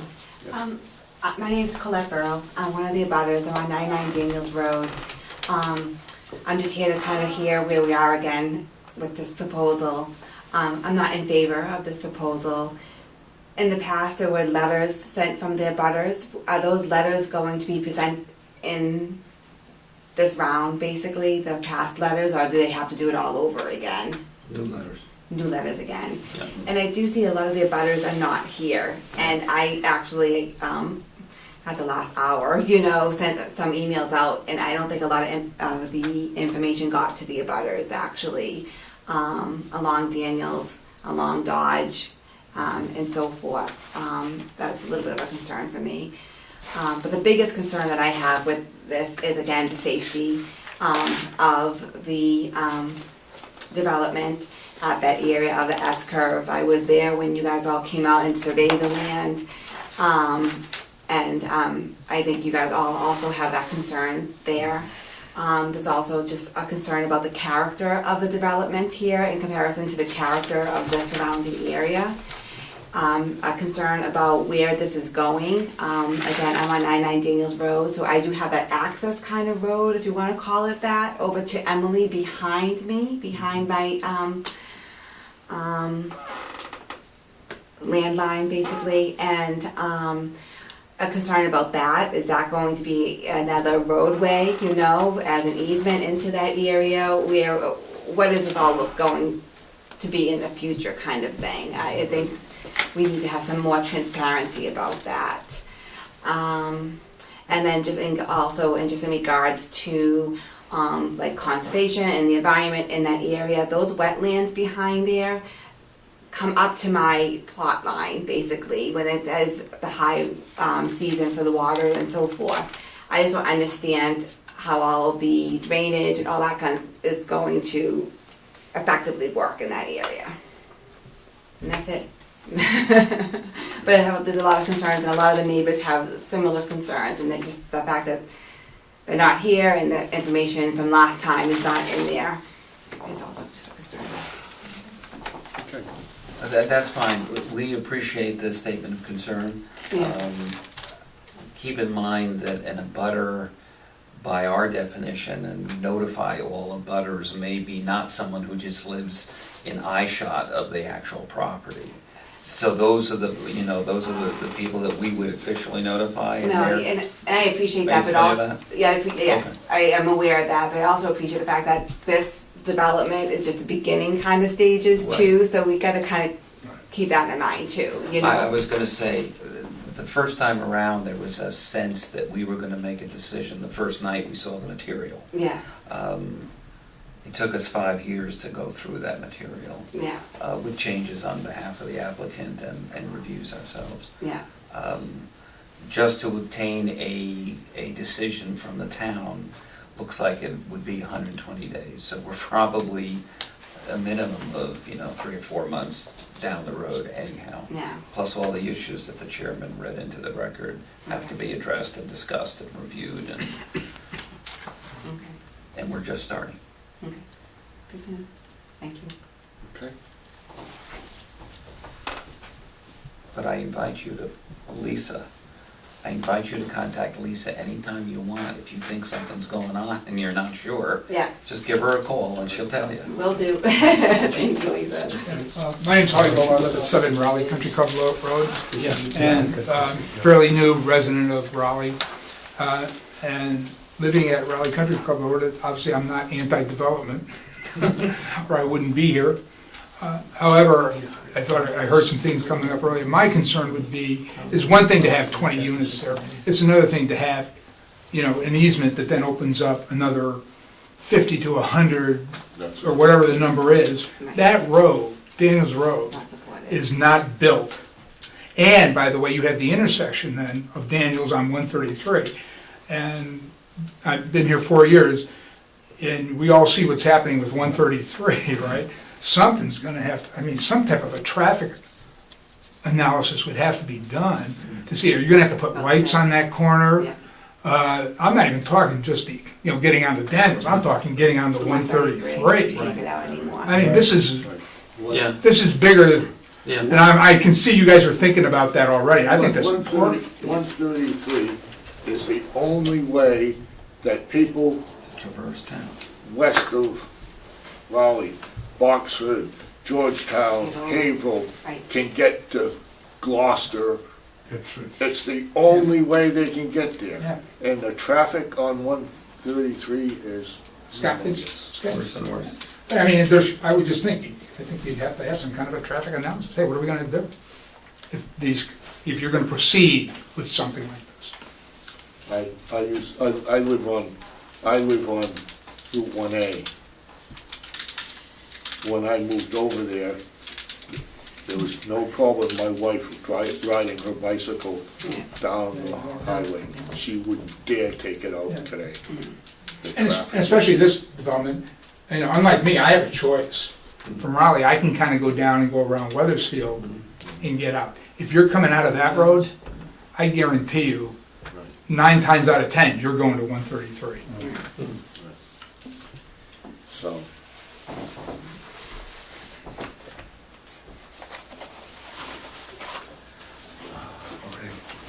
Anything else you guys want to add? So you want, and I think that's a good suggestion, is to get the town to sign off on whether it wants to acquire the land. Does that mean that we'll continue this for the 120 days, or do you want to continue for a month and see if we can get that sign off in the meantime? What do you think? Because we'll do either Oh, you way. won't get that sign off that quick. I don't think so, but we'll do whatever you think. Yeah, well, I think you have to ask for it, and how long it'll take. It might take, I don't know. Well, It's like a couple months. I would think a couple of If months. the town decides, if the selectmen decide that they want to do that, they gotta go to town meeting, Right, which will be in May. right. There are a lot of projects in front of the town right now, so I don't know what their palette is. Preservation money? That's what they have to use. My gut feeling is they probably Would won't be pass. able to, but. Right. We're, But you've got to give us the town. you have to give them the option, so. Yeah, I initiate the process. We'll do that. They'll give you some feedback. The question is, when do you want to have us back? When, you want to wait the whole 120 days, you want to do it more quickly? We can address some of the other issues in the meantime, but I appreciate what you say, that it doesn't make sense to address any of these issues if all of a sudden the town's going to buy it. There's no point in having a academic discussion, which is what it would turn into. February. Well, what do you think? Do you want to push it? Do you want to automatically push it out, or do you want to get some feedback from the town? Continue it for 30 days, you get some feedback from the town within 30 days, and then advise us what they told you. And then if in 30 days out, you said they told us, yeah, we'll think about it, but we're not gonna do it before the first of the year, then we can continue it until February. Has all this information gone to all the boards? Yes. Okay, All the boards. all the boards, the fire department, police department, and so forth and Yes. whatnot. Okay. So, we can expect more information from, I hope so, right, yeah, I hope so, right. because I didn't get, You got nothing from the water department, no, police department. police department, nothing, But I think the police department. main issue is gonna be that cul-de-sac. And the way What it's- about it? The cul-de-sac, What about the cul-de-sac? The fire department's concerned? that's the fire department and the highway department, both. concerned about that. What was gonna happen on the corner coming out when you come out of your entrance? You know, when you come out of the entrance and you go on to Dodge Road? Daniels. Daniels Road? Yeah. That's right. There's a house there with that corner, you got the lawn, but there's a lot of land that the town that owns going back onto that property. Right, we're gonna remove I that steep grade. Right, you were gonna, or the steep grade, but I'm talking about the curb now. There was talk about going back deep into that property and doing some kind of wall. Right, That's still on the proposal? that's still, Because that would cut that corner down a lot. right, Okay, right. that's town land, No, well, yeah. right? Right. Okay? And you just can't go in and build a wall, you gotta get the town's Well, permission. the wall would be on the, I'm trying to think of his name, Maker. Property, yeah. The wall would be on Maker's property. You mean to say that the town doesn't own, just owns up to the hot top? No, it's gotta own up to it. You gotta get permission to take the town land first, and then to put the wall on that guy's property. And so I think that's what he's asking. You can't just say you're gonna do it. You need permission to do it. Okay. And that was my concern, is that sharp corner, it's Right, gotta be right. taken out.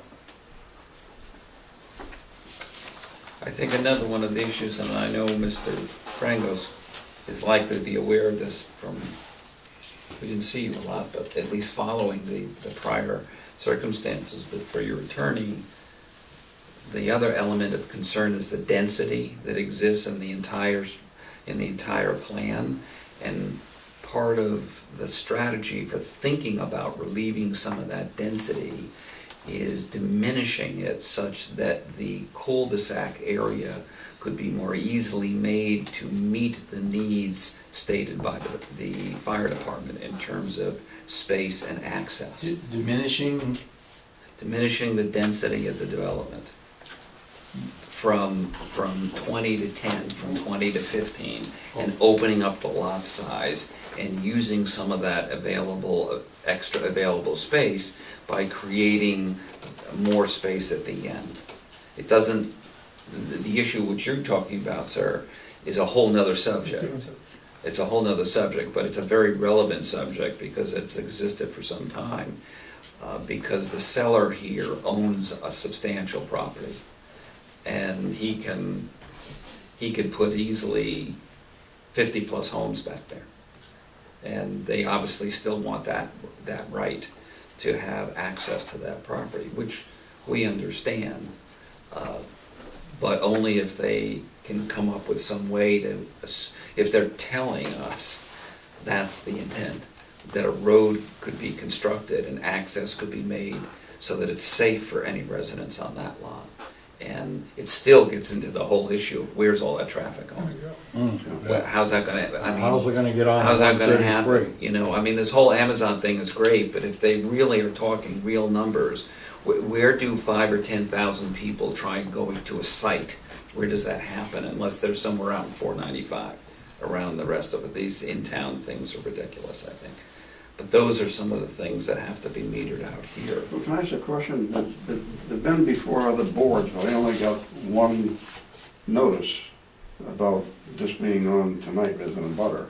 This only comes to us, this type of application only comes to this board first. So the other boards wouldn't notify me that somebody else is going there, just you? Just us. Okay. Not until they have their meeting. I'm sorry? When they go to have their meeting, then you would be notified. The type of application that is required here must come before a zoning board. The applicant may have other approvals that are required from other boards that require other public hearings, and when those occur as an abutter, you'll get an application, you'll get a notification from Well, them. so in the next meeting that they'll be coming back to, will I be notified again? No. No? You're notified once you have to watch. We post in town hall and we post here. Okay. Well, I'm here every Sunday at Todd Farm. There you go. You know, at the end of the road, where we need a turnaround, what's the matter with putting in a big turnaround? So you could go around and come back out, plus if you're gonna develop further in, you know, Well, one reason is that we have an infiltration basin in this location here for drainage. that can't be moved. Well, we'll take a look at it. Well, I mean, it's like going in, I don't know if you're familiar with like Wilson Pond. You get down in it, and then they had a rotary type like thing going into the next project, Right, oh yeah, I know what you mean. you know? And that way, that would create that turnaround for a fire department. Without Curiously, worrying that's about been the changed. Huh? Curiously, that's just been changed. I know, it looks good now, yeah. Yeah, Well, they've been fighting over who's gonna do yeah, I it. guess. I just want to know the problem. I'd like to hear from Mr. Francos as to what his take is on this whole thing. The purpose of 40B is to obtain density, and you're saying you don't want the density. Okay, obviously, you know, when my parents bought a house and land in the 1950s, they spent 14 grand.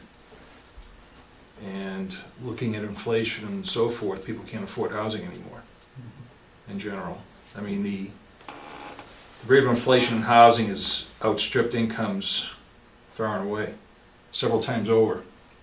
All right, so when you talk about density, you have to have the density. Otherwise, there's no 40B, there's no affordable housing. If you want a cul-de-sac here, the first thing that came to my mind is, okay, you can build a big cul-de-sac and we'll have apartment buildings here. Is it really a density issue? And what is it? You just towns don't want the people. Right. Is really what it is. Right, that's the density issue. Right. 40B says we want the people, we want affordability. That's why it exists. That debate is another discussion. We can see you be here all day long. Well, yeah, we could be here all night, but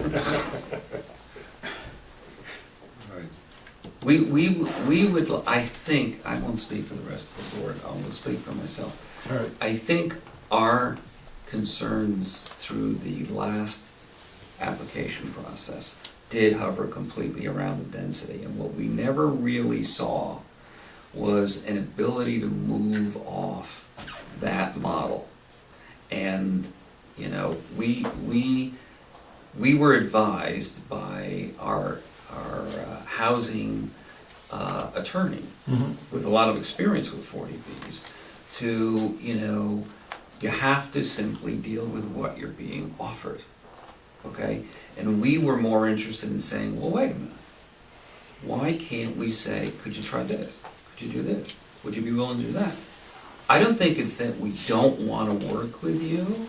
There are long-term implicit issues here, but we saw almost no movement at all in the process. And I don't know that we're going to get any further past that because, you know, and I've been in business for a long time, and sometimes, you know, we all have loss leaders. Well, this might be a loss leader to 50 houses in the back. I don't know. All I'm saying is, and I appreciate your cost projections and all those kinds of things, but, you know, I think the frustrations that are going to be, you're going to hear more about from residents were the same as before, have to hover around, you know, that whole issue of it's too tight. If you have some more flexibility, we might get somewhere this time. Otherwise, personally, you know, you haven't given me anything to think the house is really different. Okay, so does it need to be houses? Can it be apartments? Let's think out of the box. Well, let's think out of the box. Okay, why not apartments? Do you have an objection to apartments in general? Well, you know. And is that going to open another can of worms? I say yes, right? It might. You get your cul-de-sac right here, 120-foot diameter, like everybody else's. No cars on it.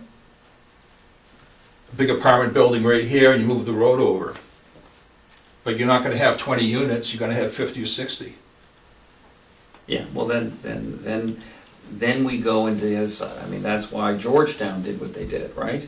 Georgetown said, okay, none of this stuff, we don't want to deal with this stuff, so here, take this whole chunk of land and put in 2 big apartment buildings, and they meet all their affordable housing It's all done. guidelines. It's all done in one building, or 2 buildings, and they section, got 500 units over there, or whatever they got. You know, that's too small a lot for that kind of thing. You can't go high. You know, can you, yeah, I don't know where that out-of-the-box thinking goes, but maybe that's something we, you know, you guys can think about as we pursue this, is if there's a, I mean, there may not be, I don't really Right. know, and... Well, density is relative, obviously. I mean, you Yes. come to town here, you go to, I have a project in Boxford, a 40B, all right, that I'm starting now. I have 40 acres. Yeah. All right, and it's gonna be a building on it, a good-sized building. That's How what many we're proposing. units? 66. 66 on 40 acres. Right. Well, in a direct ratio, that's a much more acceptable ratio of space to size than is this. Right, but the only reason we have to have 40 acres is to give it to the turtles. Yeah. All right, so, Granted.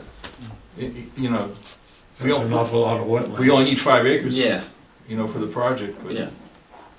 you know, NHESP gets involved and all of a sudden you've got nothing. You get relegated to a corner of your property.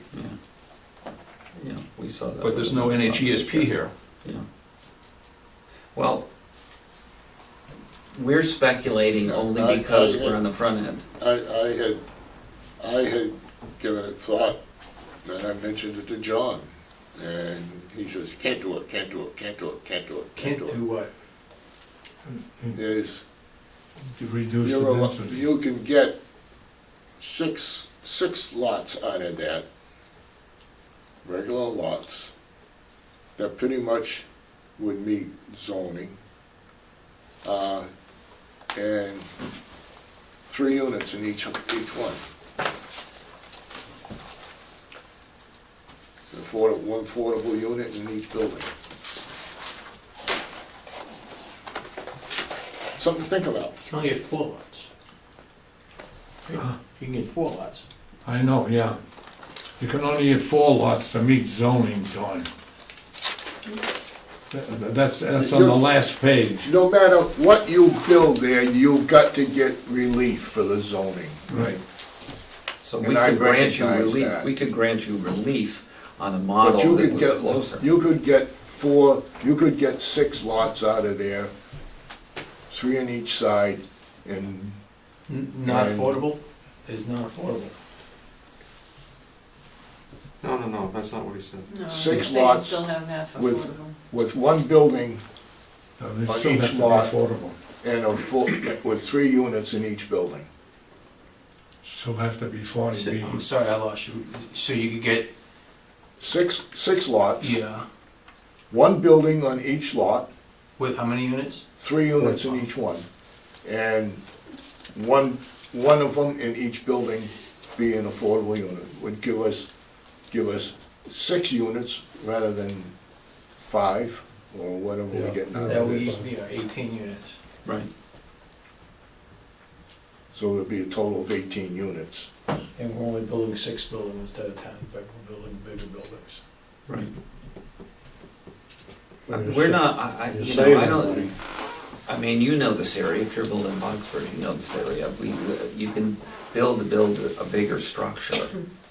I mean, there's some logistics there, and I get the cost, but what's Barry doing down in Topsail? I have an office down there, he's right behind me. He's putting 30 units on 15 acres, I think. 15 2-unit buildings. Now, those are not 40Bs. But, you know, I mean, it's just a question of That's working something the to think numbers, about. right? I mean, we discuss these kinds of things at various points I wasn't in the involved first. before. No, I know. I got a flavor from your old decision, so. Well. It was, well, anyway, I read that and we discussed it. You see, now, we've got 2 new members on our board now that weren't here the last time. And were you involved in West Ox pasture? Yep. Okay. So 2 of us were involved in West Ox pasture. Humphrey Hill. And I've been involved in all of them, the 40Bs that have come in Raleigh. I've been on this board since 1970. And every one of them, we sat down with the developer and we developed the project.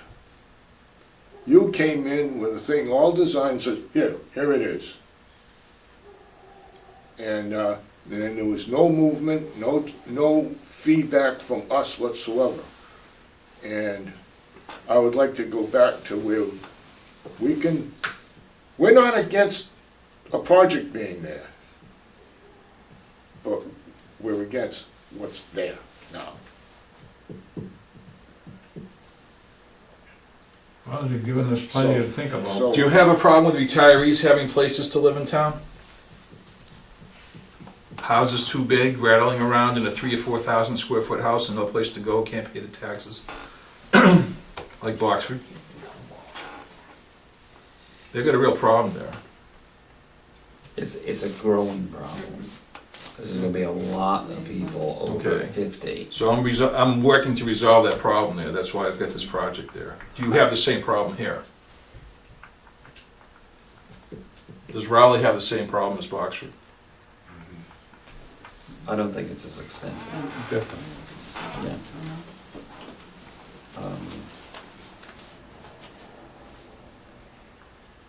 I guess what I'm trying to drive at here is, if you're gonna get the density, would you rather have it in the traditional 40B that's for everybody, or would you rather have it age restricted? But if it is age restricted, then you have to justify the age restriction. Can't just say we don't want kids, we don't want kids in the schools, and No.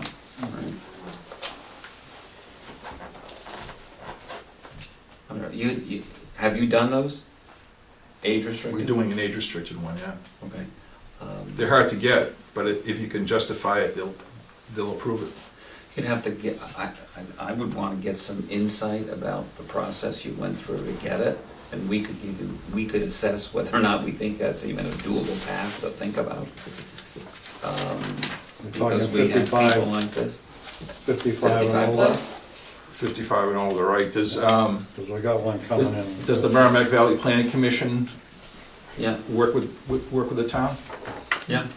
In fact, Bob Snow is the new chairman, and he's a former selectman and very active in Raleigh. But how does that change the density? Well, it doesn't, I mean, unless it's just another way to build it. Changes the economics for the town, because all of a sudden, all these, if you're paying $100,000 a kid per year or something to be in school, now that goes away. Not that you don't want kids, but, the economics make a big difference here. Yeah, but how does that affect, if at all, your density concern?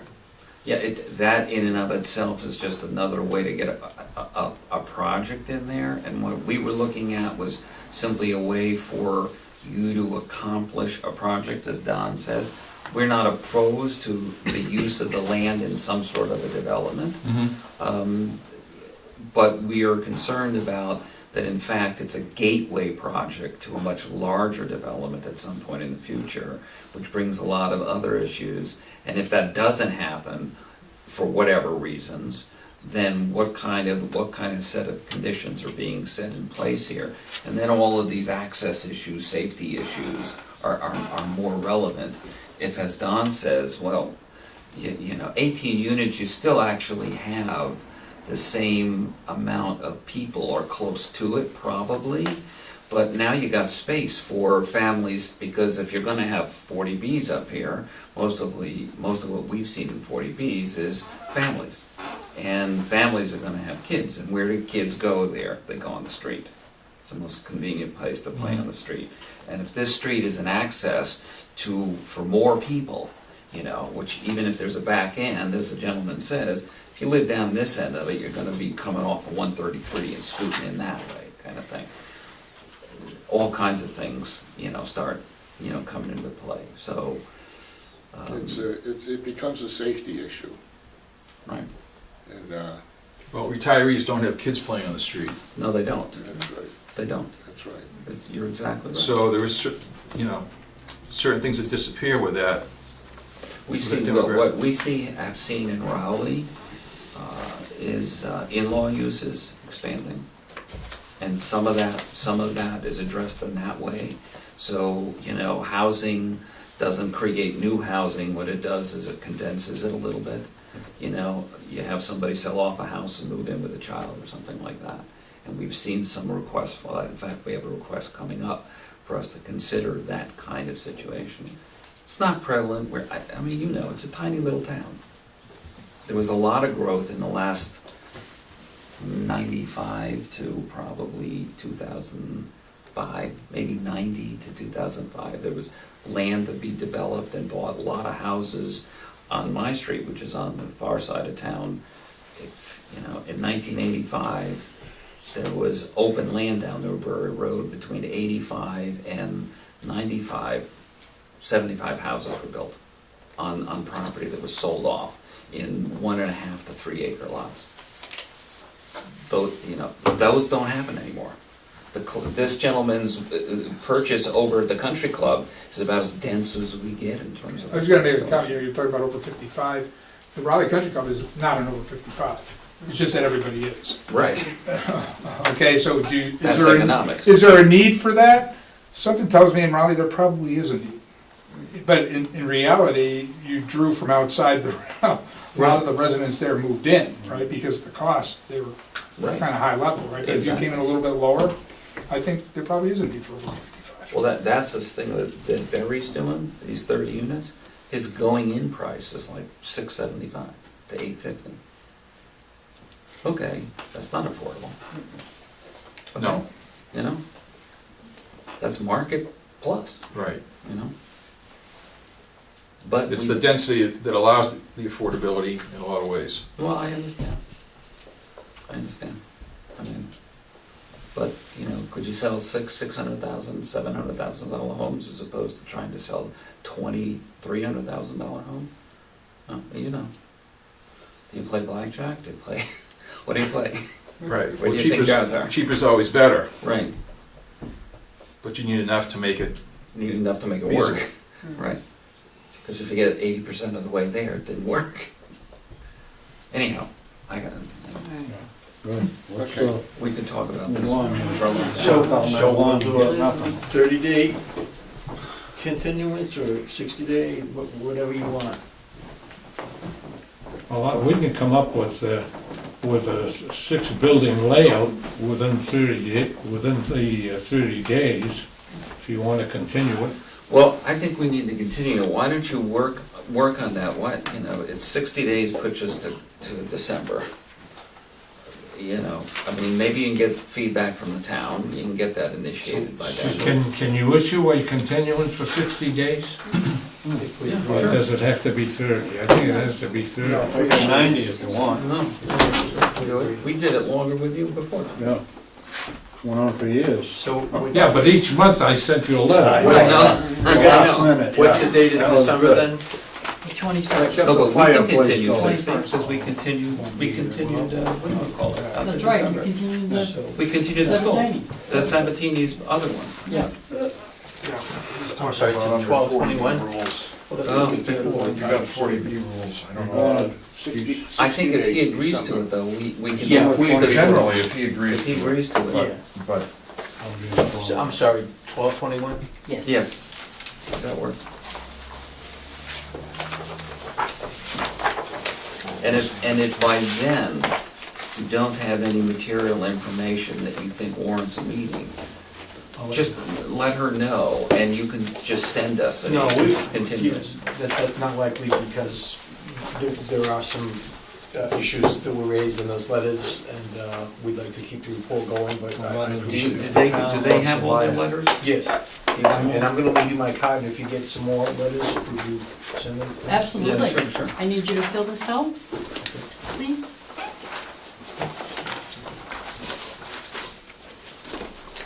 You're actually giving us your card. Sure. Might get some business. I wish. I missed that, what was that? Dick is gonna use this card. So, do you want me to fill this out as the attorney, or do you want to have Mr. Frangus, the applicant? Actually, Mr. Frangos, the applicant, probably, I mean, do So you he have? can sign it, right?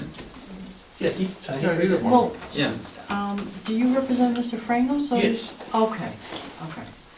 Wasn't sure if you represented Mr. Frangos or Mr. DeLuca. Well, he's really a contractor for Mr. Frangus and Yes. designing this, so, but Mr. Frangus is the applicant, or his company, Marion Way LLC.